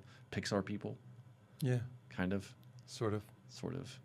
So in Pixar, like they're called Easter eggs in Pixar movies, or just in movies in general. I've heard of Easter eggs. Easter egg, yeah. So you have one movie connected to another movie. Those are allusions, whether it's textual, whatever. Like Top Gun 1, Top Gun 2, it's all over the place. It's amazing. The Easter eggs are more powerful, even in movies, than they are just straight up quotations. Because there's something almost flat about quotations. But Easter eggs, it's sort of, Beetham calls it like a secret handshake. Insiders, it's like insider information. And once you uncover an allusion, it affects you more so than a quotation. Interesting. Like it gets down into you. It's like there's a moment of discovery. Whereas with a quotation, it's like there is no discovery. Right. He's telling you, just as it is written, or the Spirit says, or whatever formula is attached. There's no discovery there. But with allusion, there is discovery, and it takes work. But once you've grasped that allusion, it's very powerful, rhetorically. Yeah. To the reader, and that here it is. In the author, in the reader, have a special moment together. They have a special connection there. So that's like insider information, as it were. Do you see that? I was going to say it's that self-discovery that we were talking about earlier. Once you discover it, you're like, then the other pieces that seemed out of place in whatever gospel or epistle you're in they click into place, and you're like, oh, this is connected to this, and this, and this, and then all the pieces come together. Yeah. Like it's a masterful way of explaining things. So that, in other words, once people learn how to do that, I mean, it's just an incredible way to read the Bible. Now, what the most exciting part is the old in the old. It's not my field per se. I know how to do it. I think I know how to manage that project. but it's the field is vast. And this is one of those areas where New Testament scholarship is way ahead of the field of Old Testament scholarship. So most of the time, you know this, most of the time, Old Testament scholars work on something like source criticism, like JEPD. They pioneer the field. And then New Testament authors go, oh, that's really cool. We want to do that too. That's how it's worked for 150, 200 years, that Old Testament scholars pioneer something. New Testament authors then say, let's take their insights and apply it. This is one of those areas where the New Testament authors, New Testament scholars have been working. Old Testament scholars are saying, oh, that's cool. Let's do what they're doing in the Old Testament. And so in the last 20, 30 years, you're starting to see, even the last 10 years, just 10 years, you're starting to see dissertations being published. A couple books are now, I just read a really good book that's coming out in B&H in the fall by a guy named Matthew Swale. He studied how the book of Judges is picked up later on in the Old Testament, but used ironically, which is fascinating. He can actually see in the Psalms the identical language, but it's like a parody. And so you're seeing this reworking of an Old Testament tradition actually being applied in different ways, different uses, hermeneutical uses. And it's because they're looking at what we're doing, and then now Old Testament scholars are then getting in on it. So it's fascinating. So once you kind of put this together, I mean, this will fundamentally change how people read their Bibles. This all goes back to Scripture, interpreting Scripture, right? Yeah. Sola Scriptura, Scripture interpreting Scripture, Christocentric reading. I mean, it's all there. Yeah. You can actually see it. Yeah. You can actually, I can now give really good basis for a Christocentric reading, rather than doing it primarily theologically. So that conversation is more theological than exegetical. But now I can actually show you in text how they're doing it. See that? Somebody. It's a whole different way of doing this. Of approaching it. It's from a granular level, from the ground up. Yeah, and in a sense, it's more accessible for the lay Christian, isn't it?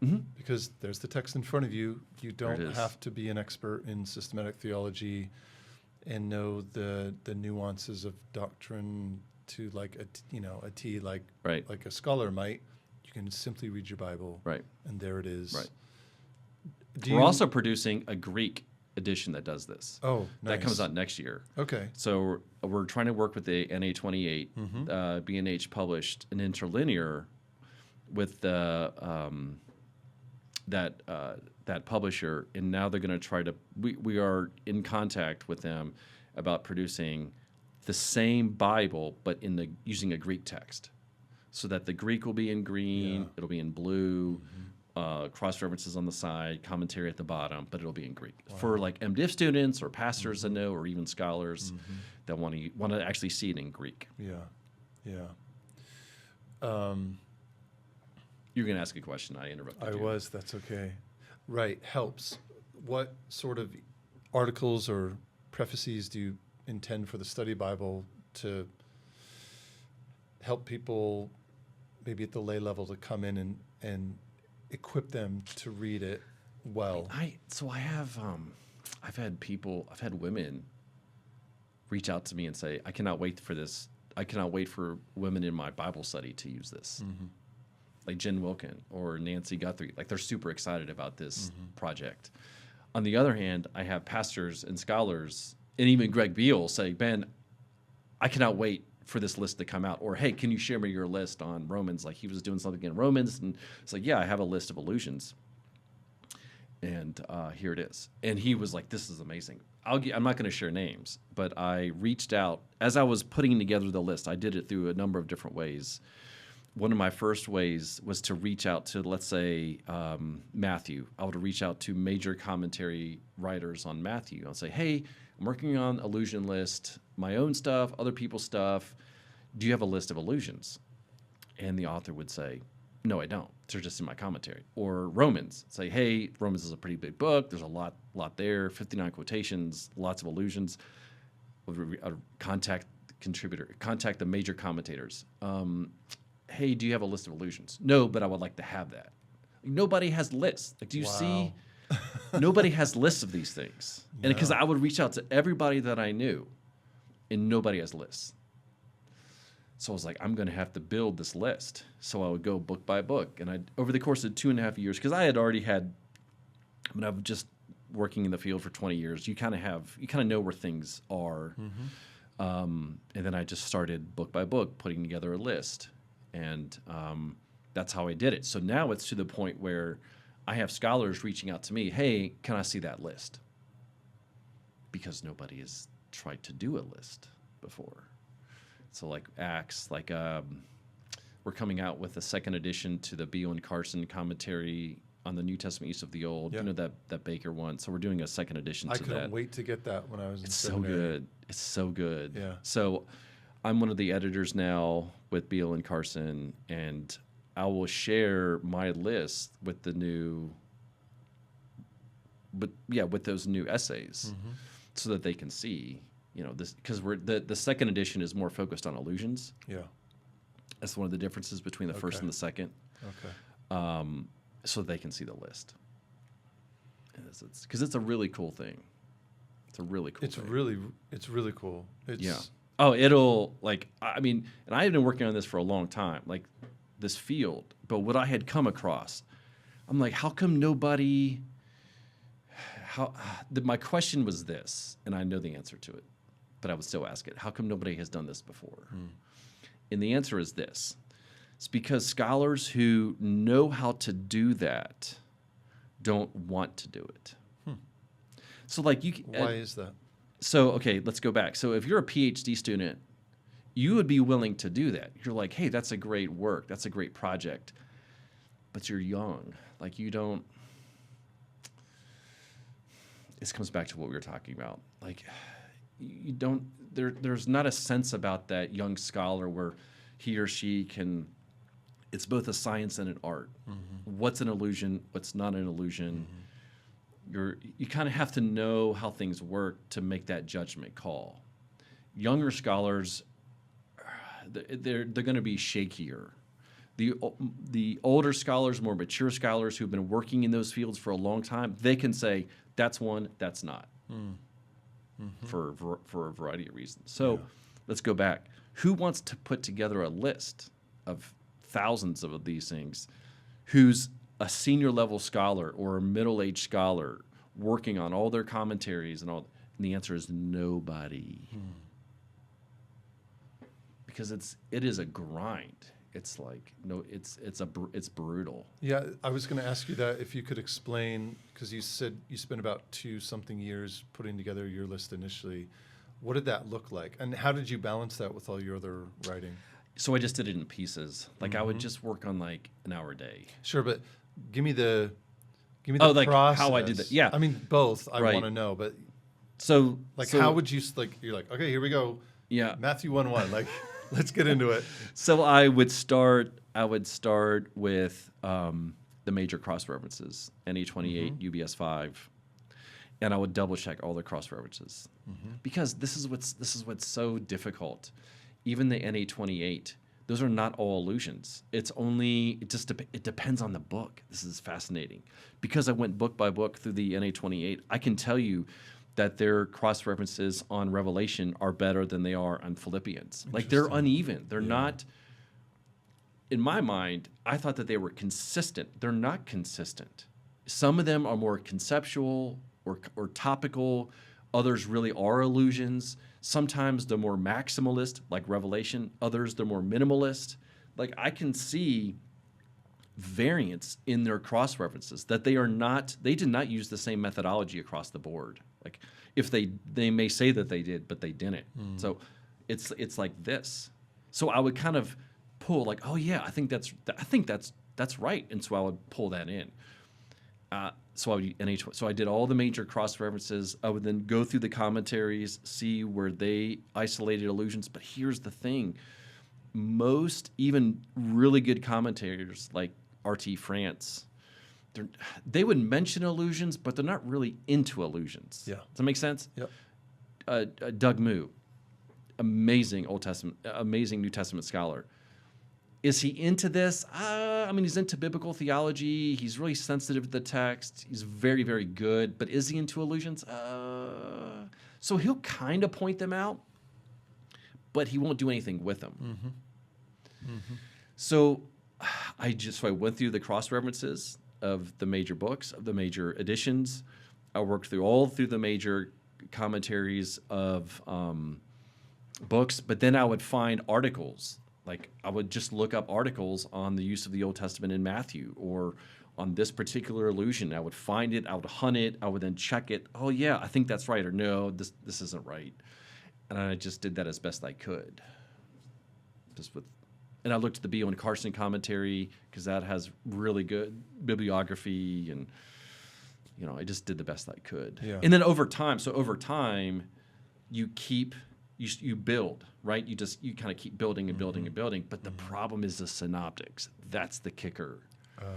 Because you have Mark first, Matthew and Luke second and third, or however you want to put that. But you have Matthew and Luke depending on Mark. And so, just my own conviction, if Matthew and Luke depend on Mark's allusion, I think that that's an allusion too. Oh, I see. Does that make sense? Yeah. I don't think that they're going to pull in something. Yeah. And I think that it's valid for both. Like So meaning an intentional yes, allusion. yeah. So I would grant them. So I would grant them an allusion in all three or two, whichever way it works. But here's the problem: is that because 80% of Mark is in Matthew and Luke, I had to be consistent. So every time I found something in Mark, I had to go to Matthew and Luke to see if that allusion was there. Oh, wow. Yeah. That's a lot of work. So it's not. So I have to think I have to think synoptically here. Okay, if I've got an allusion here in Mark, I got to go back. Is that in Matthew? Is it in Luke? Mm-hmm. And a lot of the times it is. So I'd Yeah. have to then make those additions. Yeah. Yeah. Do you see that? Or if I was like, no, that's not, I got to go back and I have to make changes. Yeah. So it's just, you could see where it's like, this is crazy. What am I doing? This is so complicated. At what point did you get other people involved to kind of So- leverage the work? I just had them. I had a couple of people help me with Hebrews and Romans, younger guys that they did the grunt work. So I kind of had my list, they had their list, and I would compare. There's a guy who he's been working with Lexham. He's on volume 3. I forget his name. I forget. It's a good scholar, and he's actually doing this with Romans. He has some conceptual stuff in there too, but he's mainly after allusions, and he's unlike book 4 that he's working with Lexham, and he's trying to trace all the allusions.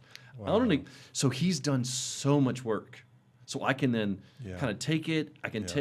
I'll take what I like, discard the pieces that I'm like, I don't think that's there. So those are the kind of sources. I was constantly on the lookout for people working in these areas, whether it's dissertations or articles or monographs or whatever. Yeah. And then you do that for a long. You start to then get better at it.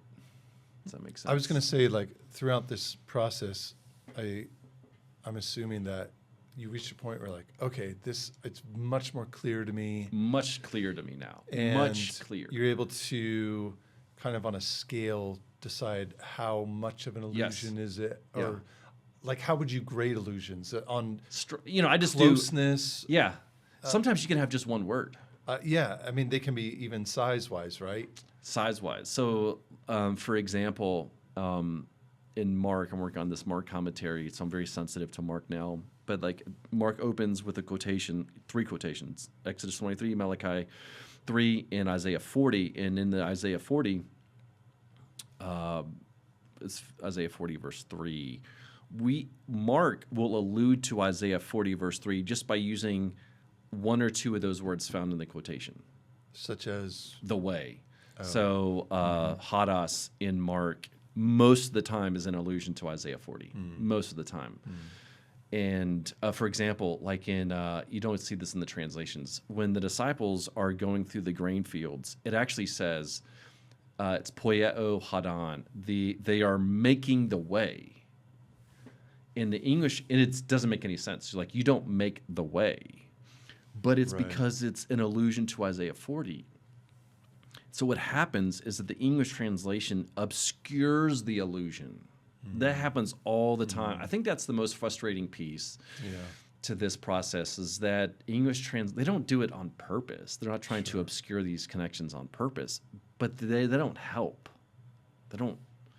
They That's why the Greek text is the best one, is the best to work with when you're finding these, because In the New Testament. in the New Testament, What about for the Old? because they're alluding to the LXX, or they're quoting right, the LXX. right. I was going to say, so for the Old Septuagint versus the So, Hebrew text. like 95% of these allusions are from the LXX. Yeah. They're not from the See, MT. That's really, really interesting. So you've got that whole. So Greg and I actually wrote the introduction to the study Bible. It's very succinct. It's very lay level, but we try to cover this is how things are working. They are pulling in the Septuagint. I said no, that this is from the Septuagint, even though you're not reading the Septuagint. You're reading the MT. You're not reading the Septuagint. Yeah. So you have to keep that in mind. MT is the Masoretic, Masoretic text, I'm sorry, for those yeah. listening. Yeah. So think about the disadvantage. So your average reader, when they open up their New Testament and they're looking in the Old Testament, that's probably not the text Right. that the author is working with. It's close enough. I mean, it's close, but they're going to allude to the Greek translation. So are you going to follow the same for the Old Testament version of this? In a perfect world, yes, but we Okay. do not live in that perfect world. This is going to be an old in the old. This is going to be a Hebrew in a Hebrew. Okay. Now, that said, But that's a whole, that opens That's a up a whole whole- nother question. What are Because- the allusions like if you just look number for number from the MT to the Septuagint, right? yes. So this is hard here. Watch this. So you can have the MT, let's use the word Hebrew text, it's better. The Hebrew text of Malachi alluding to the Hebrew text of Exodus 3. Let's say that allusion's not in the Septuagint, but it's in the Hebrew, and vice versa.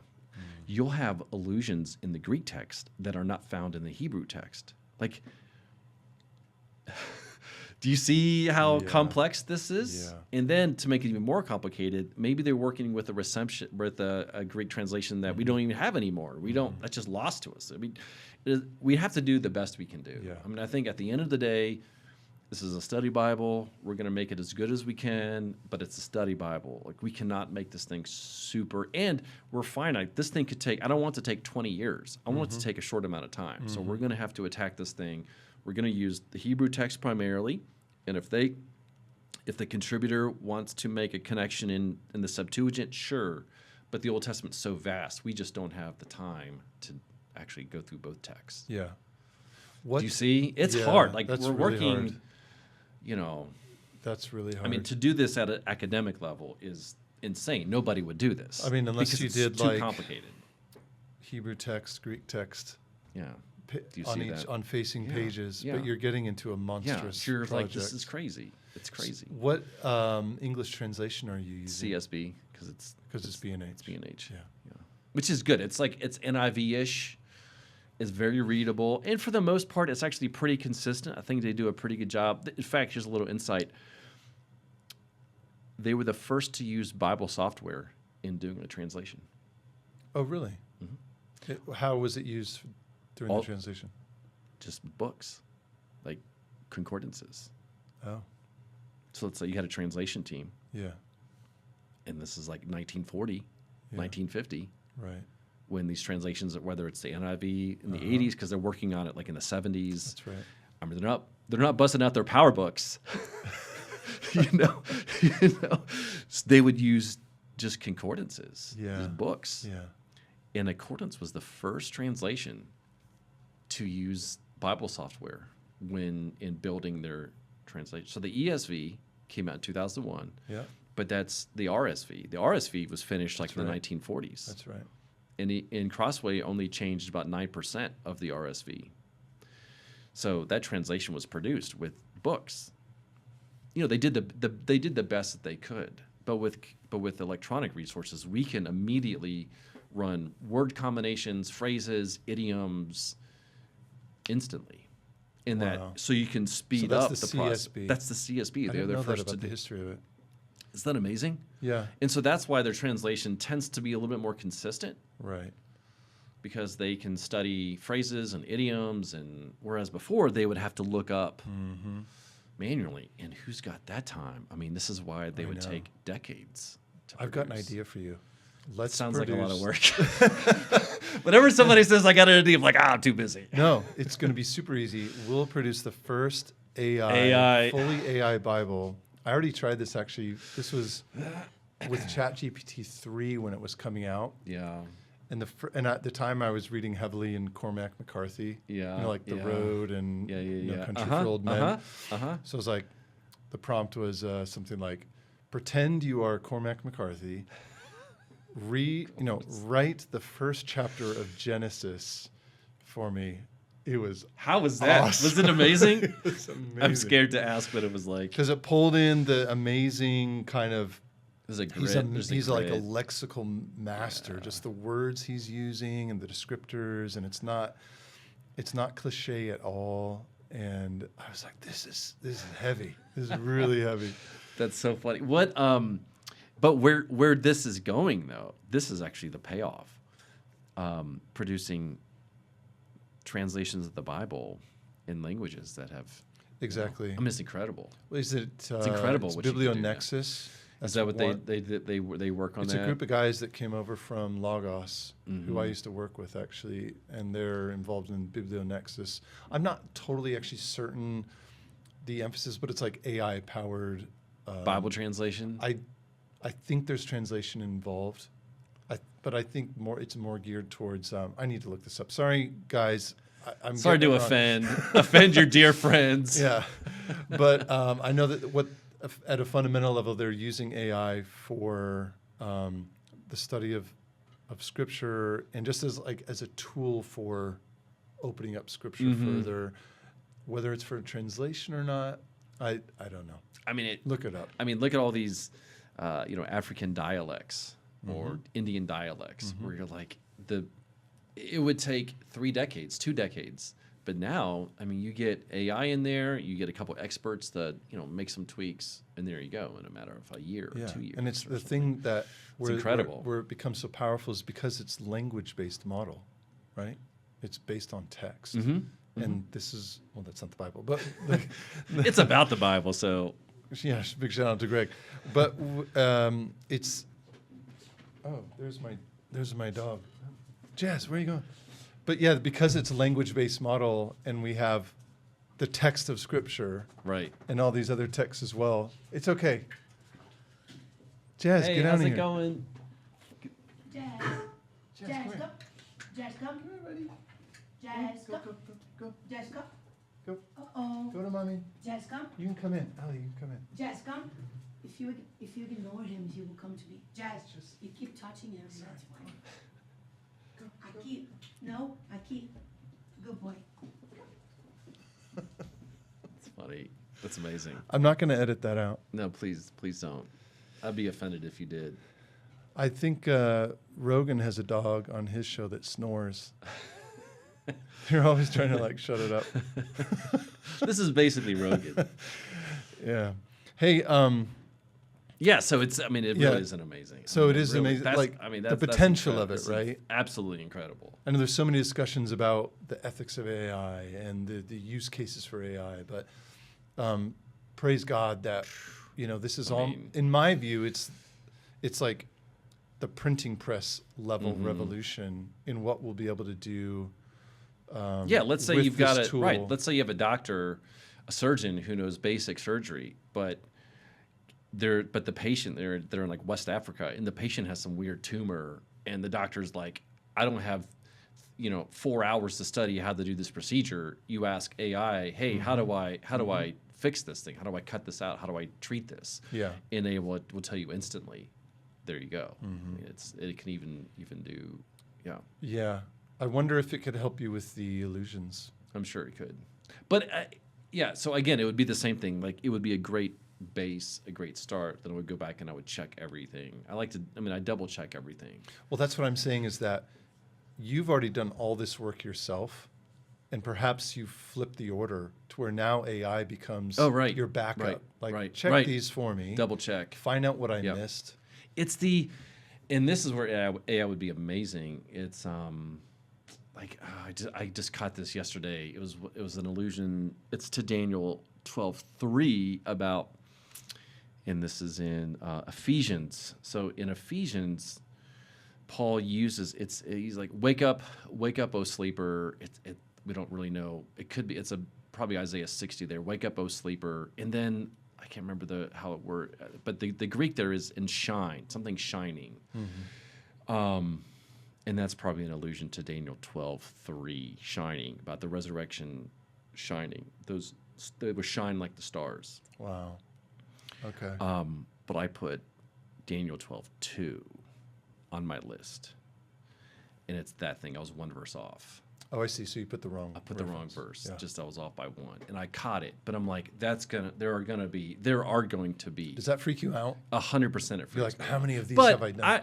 But I've been in the publishing game a long time, where you know that it's imperfect. I don't know how you are, but when I publish something, I will not look at it for like 6 months, because I guarantee you, I will open it up and find like the mistake immediately within 30 seconds. It's the most terrifying thing. I hate it. It's really hard for me. I like to it'll come out. I'm like, oh, this is so cool. And I just kind of push it off to the side. But this project I will be working with. And I just know going into it, I'm going to come across things. People are going to email me and say, Ben, you missed this. And I'll say, okay, we'll catch it on the next printing. And that's what we'll do. And we're going to create a mechanism so that we can keep honing it, because we will miss things. Yep. It cannot be a static project. It's okay. It's hard though. It's hard. It's hard. You know. Yeah. For me, I just It's the things I've embarrassing. published, I don't read them. I'm like, done. I don't. Done. It's like a different. I don't want to say I was a different person, but it was in a different circumstance. Like I was in a different frame of mind. Yeah. Yeah. Everything you do is so. I don't want to say not culturally bound, but you're so bound in that moment that when you go on to another moment, you see you're in a different moment. Yeah. You're not quite on the same page as where you were. So you kind of have to get back into it. Does that make sense? Yeah, it's fascinating. absolutely. I don't want to say it's a different version of you, but you were thinking not quite the same way at that time. It's odd, isn't it? Isn't it odd? It's Yeah. the same author, but You're different. You're different now. You probably wouldn't say it the same way, even a year later. Yeah. Like, oh, Yeah. The whole context is. it's changed. crazy. It's crazy. Not that you were wrong, but you could say it better, or maybe you would like to correct that. I don't know. Isn't that amazing? How It's so humbling, though, isn't it? It's like, so you go into it. I think when you're a newbie in beginning this whole field, that's not on your radar at all. No. You think that whatever you write, you will remember, and that you will always hold to that, and that's the best part. That's the best version of you. But that's not true.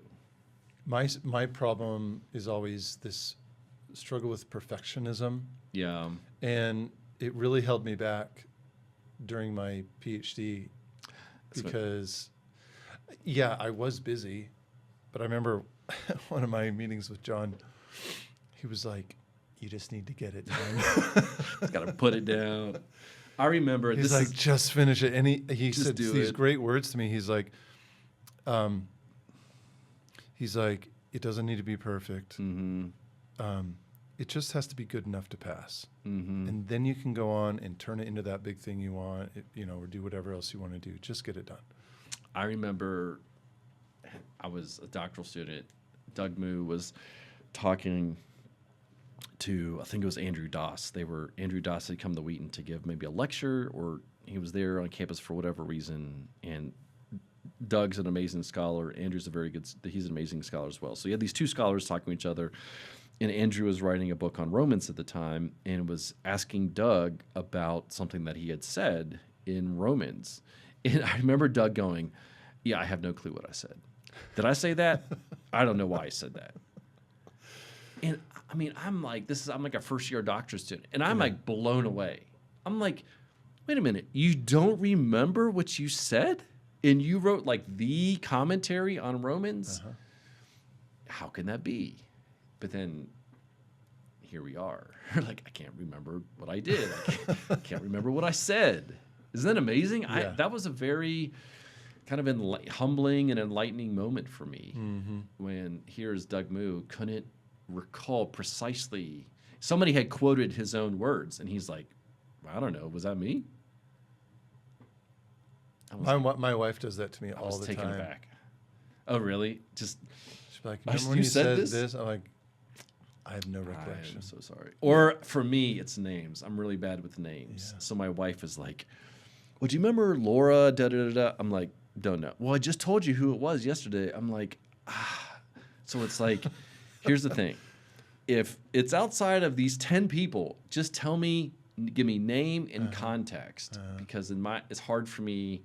There's so many different people around and all these different orbits. It's hard for me to identify this person in this context. And it's, yeah, so kind of have to like remind me how all of this works. Yeah, it really is the same thing. It's a very So what's next for you after this New Testament project? Yeah, so I'm working on, I've said like a couple times, doing Mark, working on second edition of the commentary.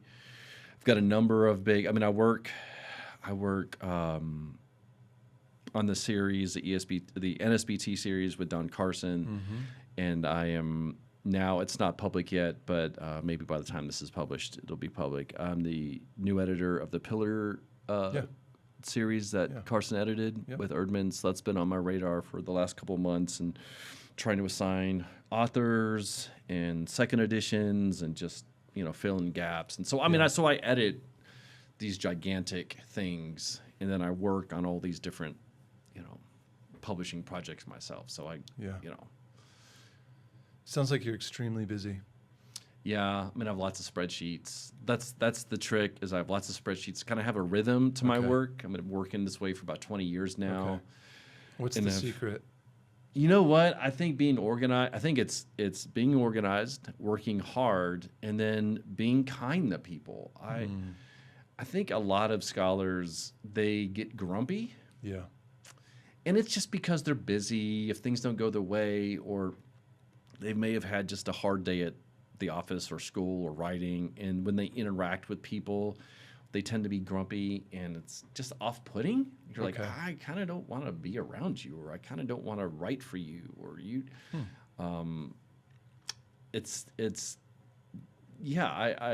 I really work hard at treating people kindly and generously, and trying to help them out, and think about them, and think about, hey, how can I help this person? So let's say I have a person writing a commentary on, let's say, 1 John, and I'll say, okay, what can I do to help this essay or this book? Well, this just came out. Maybe if I send it to them, or maybe my allusion list, or whatever. Like I'm just trying to be nice and check in, and when I see them at conferences, to be kind, ask about their family, just to be a nice Christian and to be a nice person, and that right there just makes everything so much easier, because there are times when I have to phone a friend. I've got to ask for a favor and say, okay, I need that manuscript in a month, or I need that manuscript in 6 months. We've got to make this thing happen.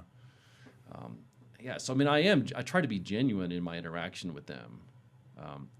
Of course, it's imperfect, but it really is staying organized, working hard, and being generous, being kind to people. That's like the formula that helps you get things done. Yeah. Because you want the whole idea here as an editor is for contributors to be motivated to write for you. There's nothing worse than having an unmotivated contributor. That they sign that contract under duress, or you cajoled them and they don't, or it's not a good project. They know it's not a good project, and they're like, nope, I don't really want to do it, but I don't want to return the advance. And they just have no intention of finishing it. Yeah. That's worst case scenario. Yeah. And so how do you keep them motivated So, and that is, you have them sign up for projects that they really do want to do, that they really do want to write that commentary or write that book, that's really exciting to them, and to help them along the way to do that. Yeah. Yeah. Yeah, there's a whole world of publishing that I had to learn. Nobody teaches you how to do this. When you go through doctoral work, you're just trying to pass. Exactly. Right? They don't even teach you how to teach. They don't know how to teach you how to teach. They don't even teach you how to write. They just say do it. Mm-hmm. And then you flounder and somehow put together a thesis that's supported. May not be supported well, but it's somehow it's good enough. It's good enough to get Yep. you through. But then the rest of your career, I mean, it's hilarious, but that's actually the easiest part of your career. Mm-hmm. You don't think it at the time. You think this is the worst part of my career. Nothing will be as hard as writing this dissertation, going through, and you look back and you're like, man, I had it made. Yeah, it was so You're like, it was so easy. All I had to do is Yeah. right, Read. put it together, read, Type. read, type, put it together, not be a heretic. Basically, you're trying to avoid two things: heresy and plagiarism. See, I didn't have to worry about the heresy part even. Yeah, you're They fine. didn't care. Yeah, at an evangelical school, they kind of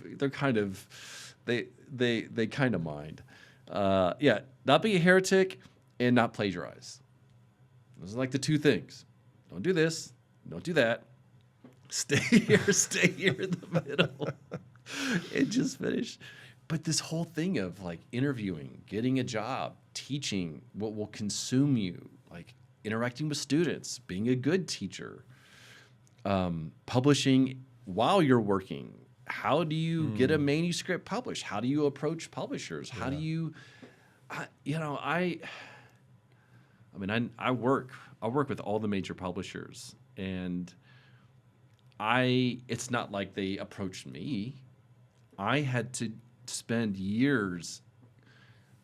I would walk up to them at a booth at ETS or SBL, introduce myself. I mean, I'm as nobody. I'm like 27 years old, 28 years old. They don't know who I am. And just talking to them,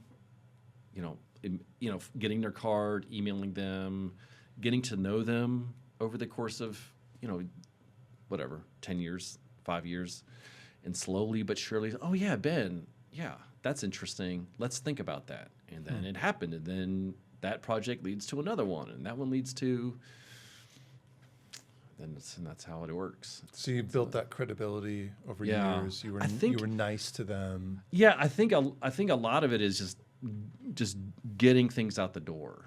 So I did the hardest project that I've done was the dictionary, the Baker dictionary that I did with Carson Beale and Naselli. It was 900 some thousand words, 150 entries. It was a beast. I had to interact with all these scholars and put it all together, and I was the interface between Baker and all the contributors. And I had done some Baker volumes before, but I had never done something this gigantic. And so I would go to a contributor, hey, you're late. Is there something like, how can I help you make this on time? If you're not going to make it, I got to replace you immediately. And then so that happened a couple times, had to replace those essays, find somebody to come in to swoop in and just to get it out the door. So I'm constantly just putting pressure. It's this trick. And here it is. Cultivating genuine friendships with contributors, and yet being able to be honest with them and truthful with them. Say, I really need this now. Yeah. So that I could. So see that? It's that piece right there. So being genuinely their friends, praying for them, loving them, and then turning around and saying, I really need this. For example, there was the hardest was Don Carson. So Don, as you probably know, he has Parkinson's. Yep. And he's been in ill health. But he's hanging in there. Like he's still working. It's hard to turn to Don and say, Don, I need that essay. That's really difficult for me because I grew up reading Don and his work. Is Dr. Carson. I grew up reading Dr. Carson and his work, and now having to be the guy where it's like, Don, I'm going to need that. Like if you don't give that to me by next Friday, I'm going to have to replace it. I can't let that one essay slow down the whole project. Yeah, that's tough. hard. Like I'm not exaggerating. I would sweat over my keyboard thinking, what words do I use? No, I'm going to rephrase this. Yeah. Because you've got to get it just right. Yeah. You've got to it's a velvet hammer. Mm-hmm. You've got, as an editor, you have to, that's the hardest part of editing is getting that thing done, getting it in. And that's when you earn your money. That's when you earn the right to have editor next to your name. Right. But nobody teaches you how to do that. Nobody. In fact, editors who reach out to me or to you, like they're probably not used to doing that either. It's an interesting thing that you have to just figure out. Yeah. Even the publisher, this is crazy. Even the publisher doesn't really tell you how to do that. No. Yeah, I worked as a acquisitions editor for Lexham for a bit. Oh, right. During my that's right. time in England. And it was like, hey, you want to do this? I'm like, sure. Yeah. And then the next day I'm like, I don't know what to do. I have no idea what I'm doing. Yeah. Yeah. I just started sending messages, hey, you got a project? You got a book? And thankfully, we got some really nice ones across the line. But I never felt like I had any clue. There was no like, here's your, 30-day training course.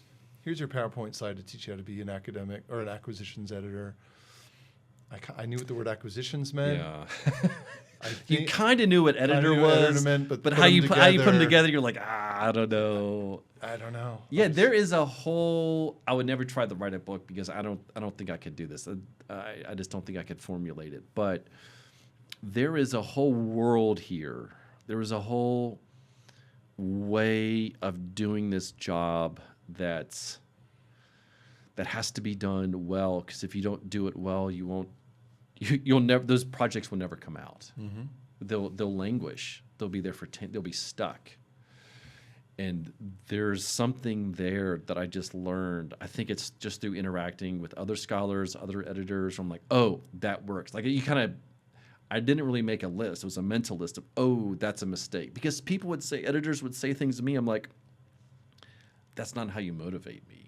That's not how you, that does motivate me right there. Yeah. And so you kind of learn how to do it by being on the receiving end. So that now when I'm, the one in charge of this series or this volume, I can then shape this thing and I can execute it, as best I can. Mm-hmm. That's a whole, this is a whole world that you have to learn. Yeah. It's delicate. Yeah. You hurt feelings, you mess up, you miss things, you mistreat people, right? Yeah. And sometimes it's cultural.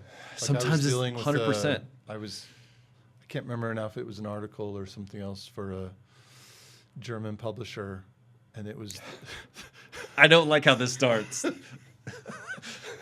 This is not going to go well. The communications were abrupt and blunt. Hey, it motivated me. There wasn't much space for empathy. Yeah, no. And hopefully there are few of those. I mean, they hurt, but hopefully it's not most of those. And if you do good work, it really is. If you do good work, then publishers take notice, other authors take notice, and then they invite you to do other things and be part of some really. So and then we haven't even talked about TGC here, but I can't believe that I do what I do. Like if you would have told me what I now do when I was a doctoral student, or even I would have been like, don't believe you. There's no way. And I'm not mentally capable for doing that. Interesting. This is just something you learn in your work. I think you really do work on these things. I really do. I really do think. Yes, and I really do think every project I take on, I'm thinking, what can I learn? How can I do this better? For example, so I'm taking on this Old Testament gigantic project. It's very complicated. Okay, I'm like, okay, I did the New Testament. The Old Testament's going to be more difficult. What are things that I need to change going into this round 2? Okay, or just with other things that I do. Everything that I do is kind of more complex than the previous one. Yeah. So I take what worked, what didn't work, and then do it again. Yeah. And I have a mental list of, I made a mistake here. I'm not going to make that again. You see? So you just learn what works and what doesn't work. Yeah. And it's hard. It's really humbling. Mm-hmm. Yeah. So yeah, it's a whole thing. Thanks, man. Yeah. I appreciate you coming Yeah. by. I mean, Yeah, I'm, this I'm is glad amazing. this has been fun. I could talk for hours because we're exploring things. We've talked about things, whether it's old and the new, mystery, Yeah. meaning hidden now revealed stuff, or publishing, editing. Like these are things that most do not talk about, and there's a complexity here, a depth here, that it's fun to talk about. Yeah. I often don't get to discuss these things. You're obviously very passionate about it and good at it, obviously. I mean, otherwise, how would you have been able to do it for 20 years? I'm just grateful that we were able to just talk like this frankly about, the difficulties of the work that you do. I think it's important to acknowledge that. We tend to look at whether it's a professional athlete or a scholar or an artist and be like, man, it's they figured out how to make it easy. Oh, right. And it's right. like, no, I would not say really.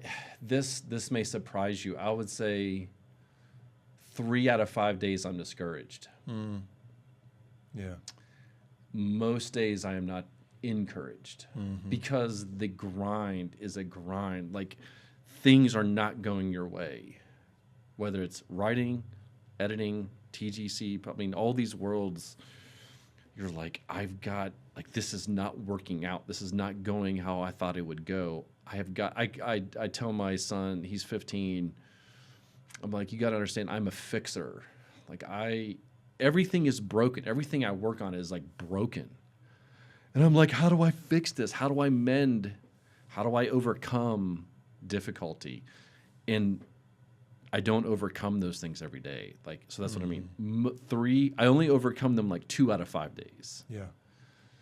So like, it really is. Every week is like, man, I'm finally making headway. I'm finally like, this is really going to happen. And I think that the church is going to benefit from this. I'm so encouraged.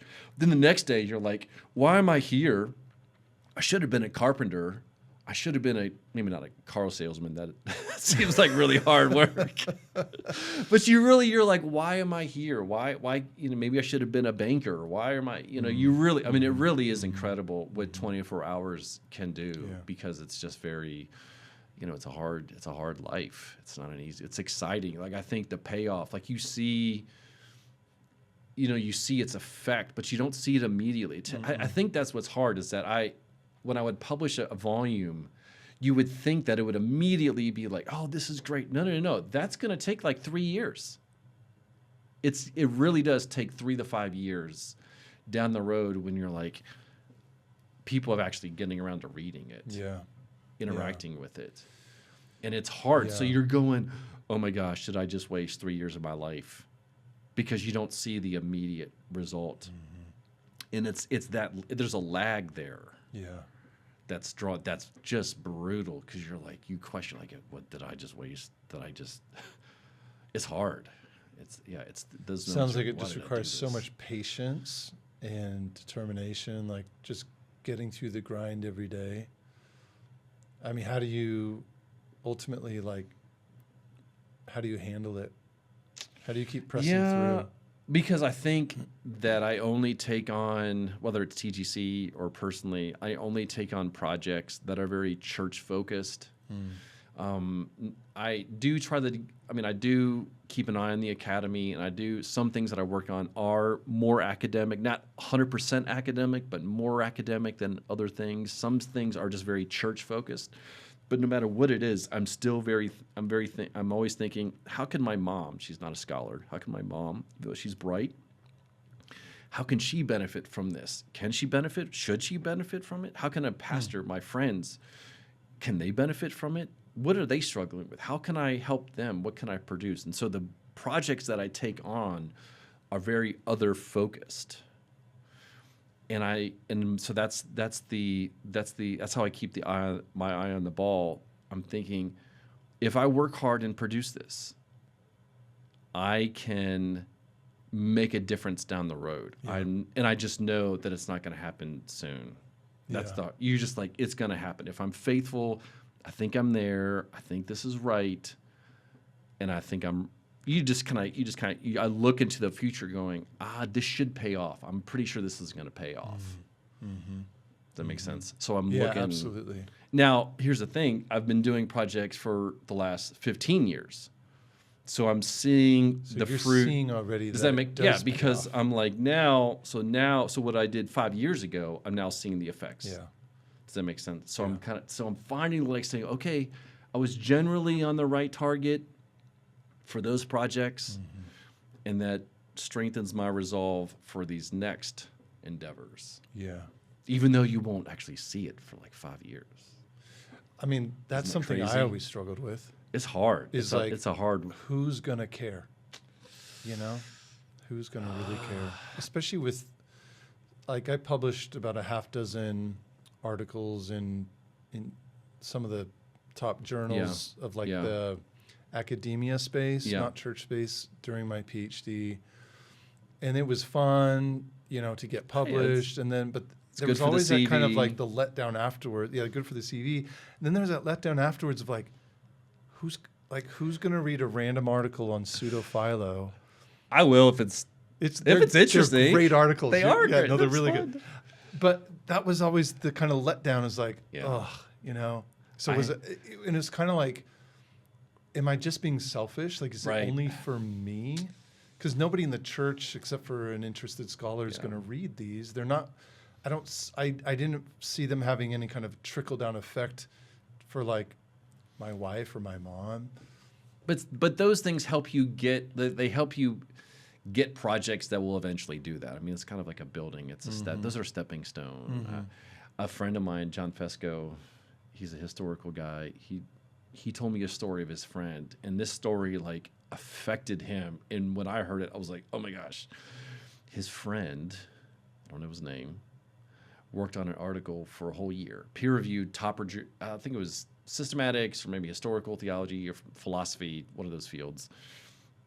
Top-tier journal, spent a whole year, sabbatical, maybe not a sabbatical, but just an entire year of work went into this thing. This guy was super proud of it. Published it, came out, like this is it. Year later, goes back on, and you could see how many people downloaded it. Don't do that. One person. Don't do that. And it messed him up. Wow. And it affected, and so he told John, and John told me.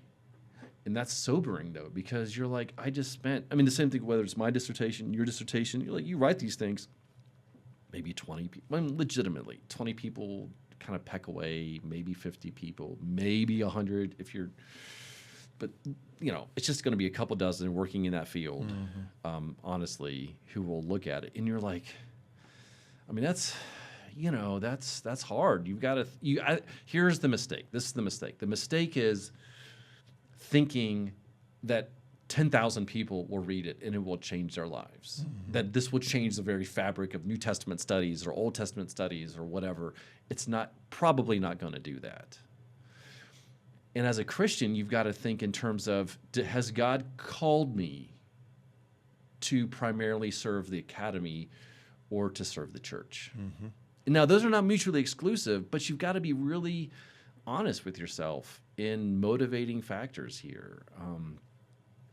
For me, it's more church. I'm 46, and so the older you get, the more you're like, man, am I going to die? Do I only have like 70 years, 30 years left? Or, because as you age, you start to see the end. And I've asked myself, on my deathbed, will I regret not publishing in more peer-reviewed journals or books than works for the church?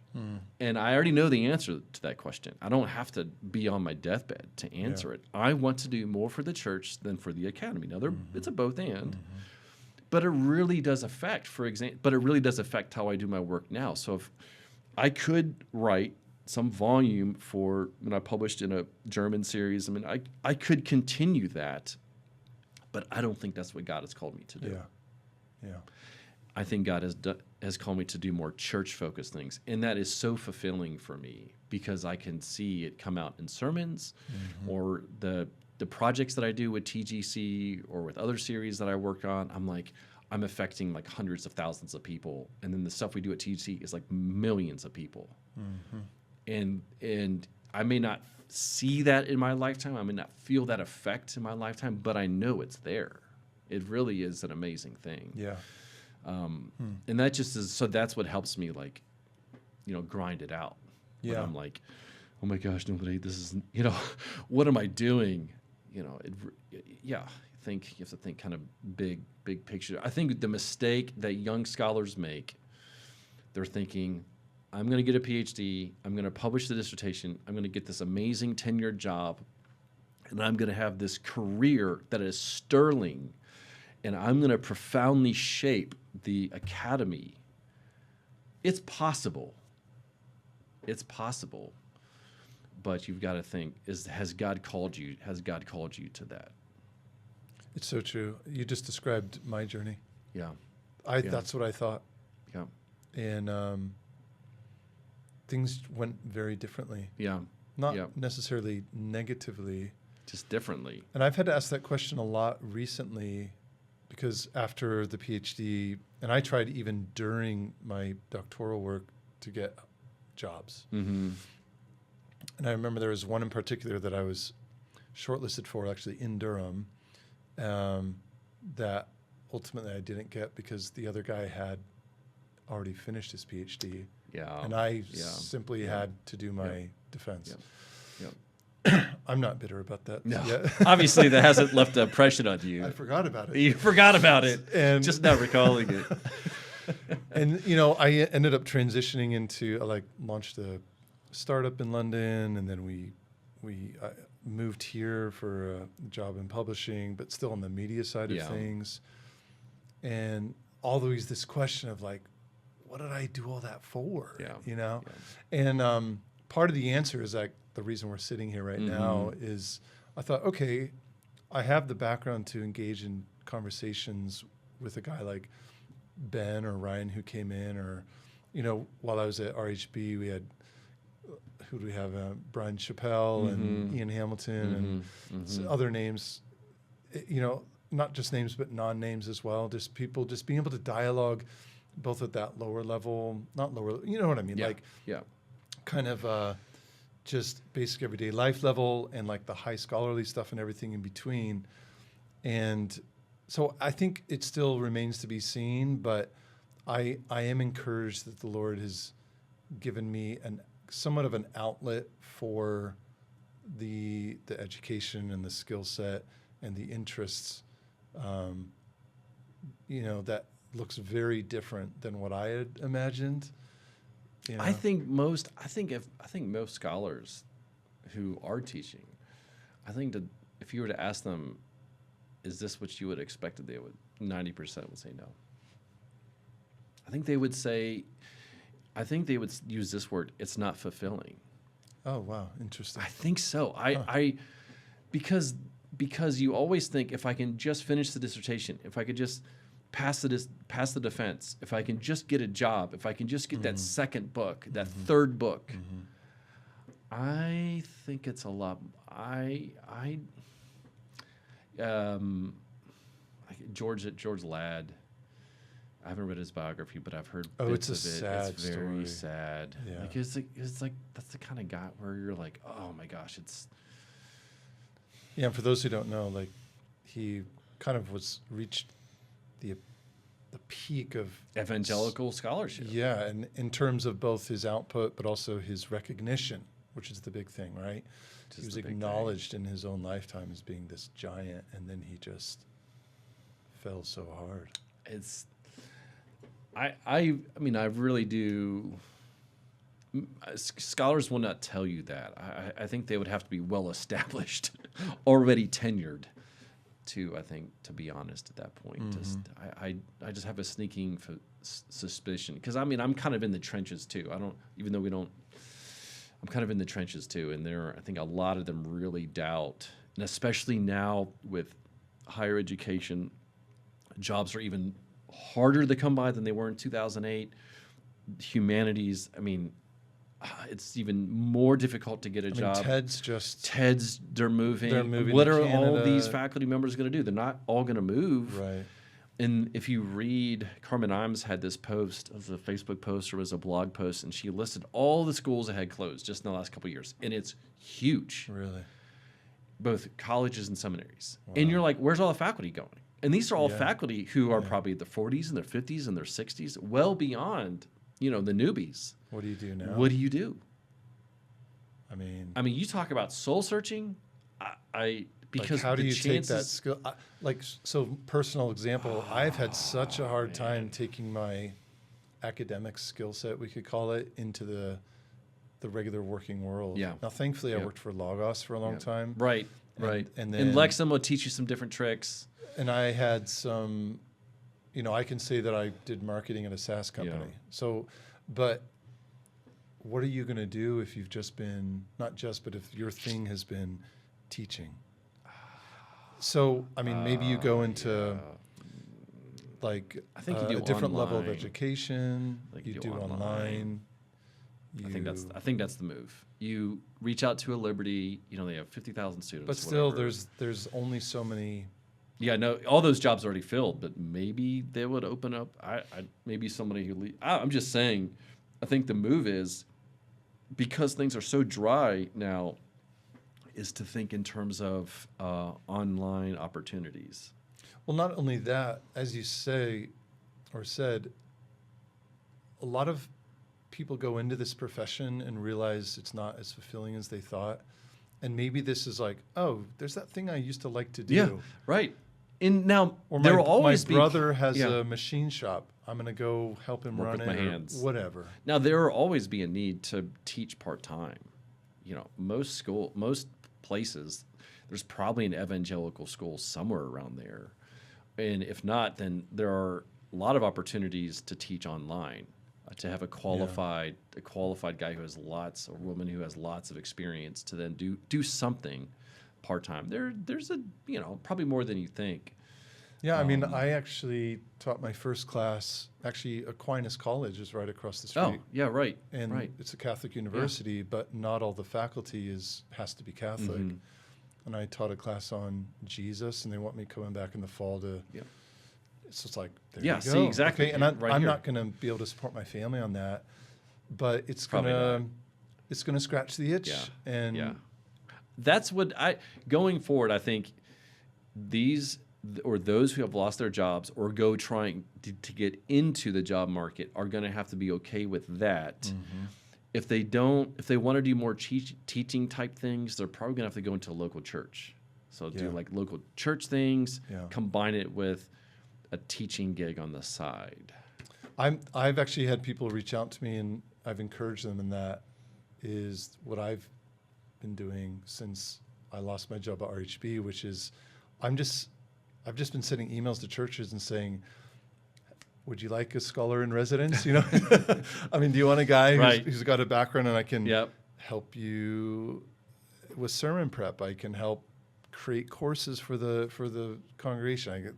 You just kind of I think you have to go into it with an entrepreneurial mindset and just get after it. Yep. And Yep. flip that kind of. You have to convince them to think out of the box. Well, not just them, but you have to think yourself out of your typical box, which is I'm going to apply and someone's going to give me something. Yeah, a full-time salary, Someone which is give crazy. me a job. Yeah. Instead, you have to say, Yeah. I need to go find a job and make and create one where there may not even be one yet. And I don't know. I don't know. I Or mean, just it's transition possible. out of it. Or just, but I mean, this is the reality. This is what most people are struggling with in the field, in the scholarly evangelical space. You know quite a number of friends of yours that are dealing with that. Maybe not at this Or the scholars moment. you work with? I mean, some. Not a lot, because I'm in my mid-40s. Most of my friends, they've all, they're fairly established at this point. Okay. So Okay. the ones that I went to school with. Yeah. Yeah, or just know. Yeah. But what's actually very encouraging is that a lot of them, not a lot, okay, some of them are more into the pastorate than what they had thought. So Yeah. if you were to go back in time and tell them as they're doing their doctor work, oh, by the way, you're not going to be a full-time prof. You're going to be a full-time pastor on the mission field. They would have been like, there's no way. But then now you ask them, they're like, I'm having a blast. Like, this is so much fun. Yeah. You see, a lot of them are like that. They weren't thinking that at the beginning, but just the field, just the way that they got there was the only opportunity for them. And by the way, I think they are more fulfilled. I suspect if you were to sit both down, say who's more fulfilled, I think it's the scholar who is just trying to like get tenure, to try to write the next book, to do that is probably more unfulfilled than the guy or girl on the mission field just teaching it out. I suspect they're way more fulfilled. Yeah, I would agree with that. I suspect. Completely. It would be an amazing poll or survey that you could do, but I bet you it's like 80-20 or some kind of crazy difference there. Yeah, that's just reality now. I think that's just where things That are. helped me get out of it. So I remember I was getting ready to turn in my thesis or dissertation, and John Barclay and I had one of our last meetings, and he's like, "So what's your plan?" And I laid out exactly what you said. Yeah. The sterling Yeah, the academic sterling- yeah, career, yeah. you know, You're like, New Testament professor at Yeah. Brown University or Yale, whatever. I'll take Yeah, one I'll of those. take Yale. I'll settle for Princeton. And he listened, and then he's like, "I think you need to Yeah. consider your plan B." He said it very graciously, Yeah. and he laid out the reasons why. And I was, crestfallen at the time, Yeah. but I knew he was right, Yeah. too. Yeah. I was like, he's right. He's right. And, so I don't know. I'm a huge proponent of like this. Sure, go do your PhD, Yeah. Yeah. but if you got to go, that's fine. We can Yeah. wrap it up.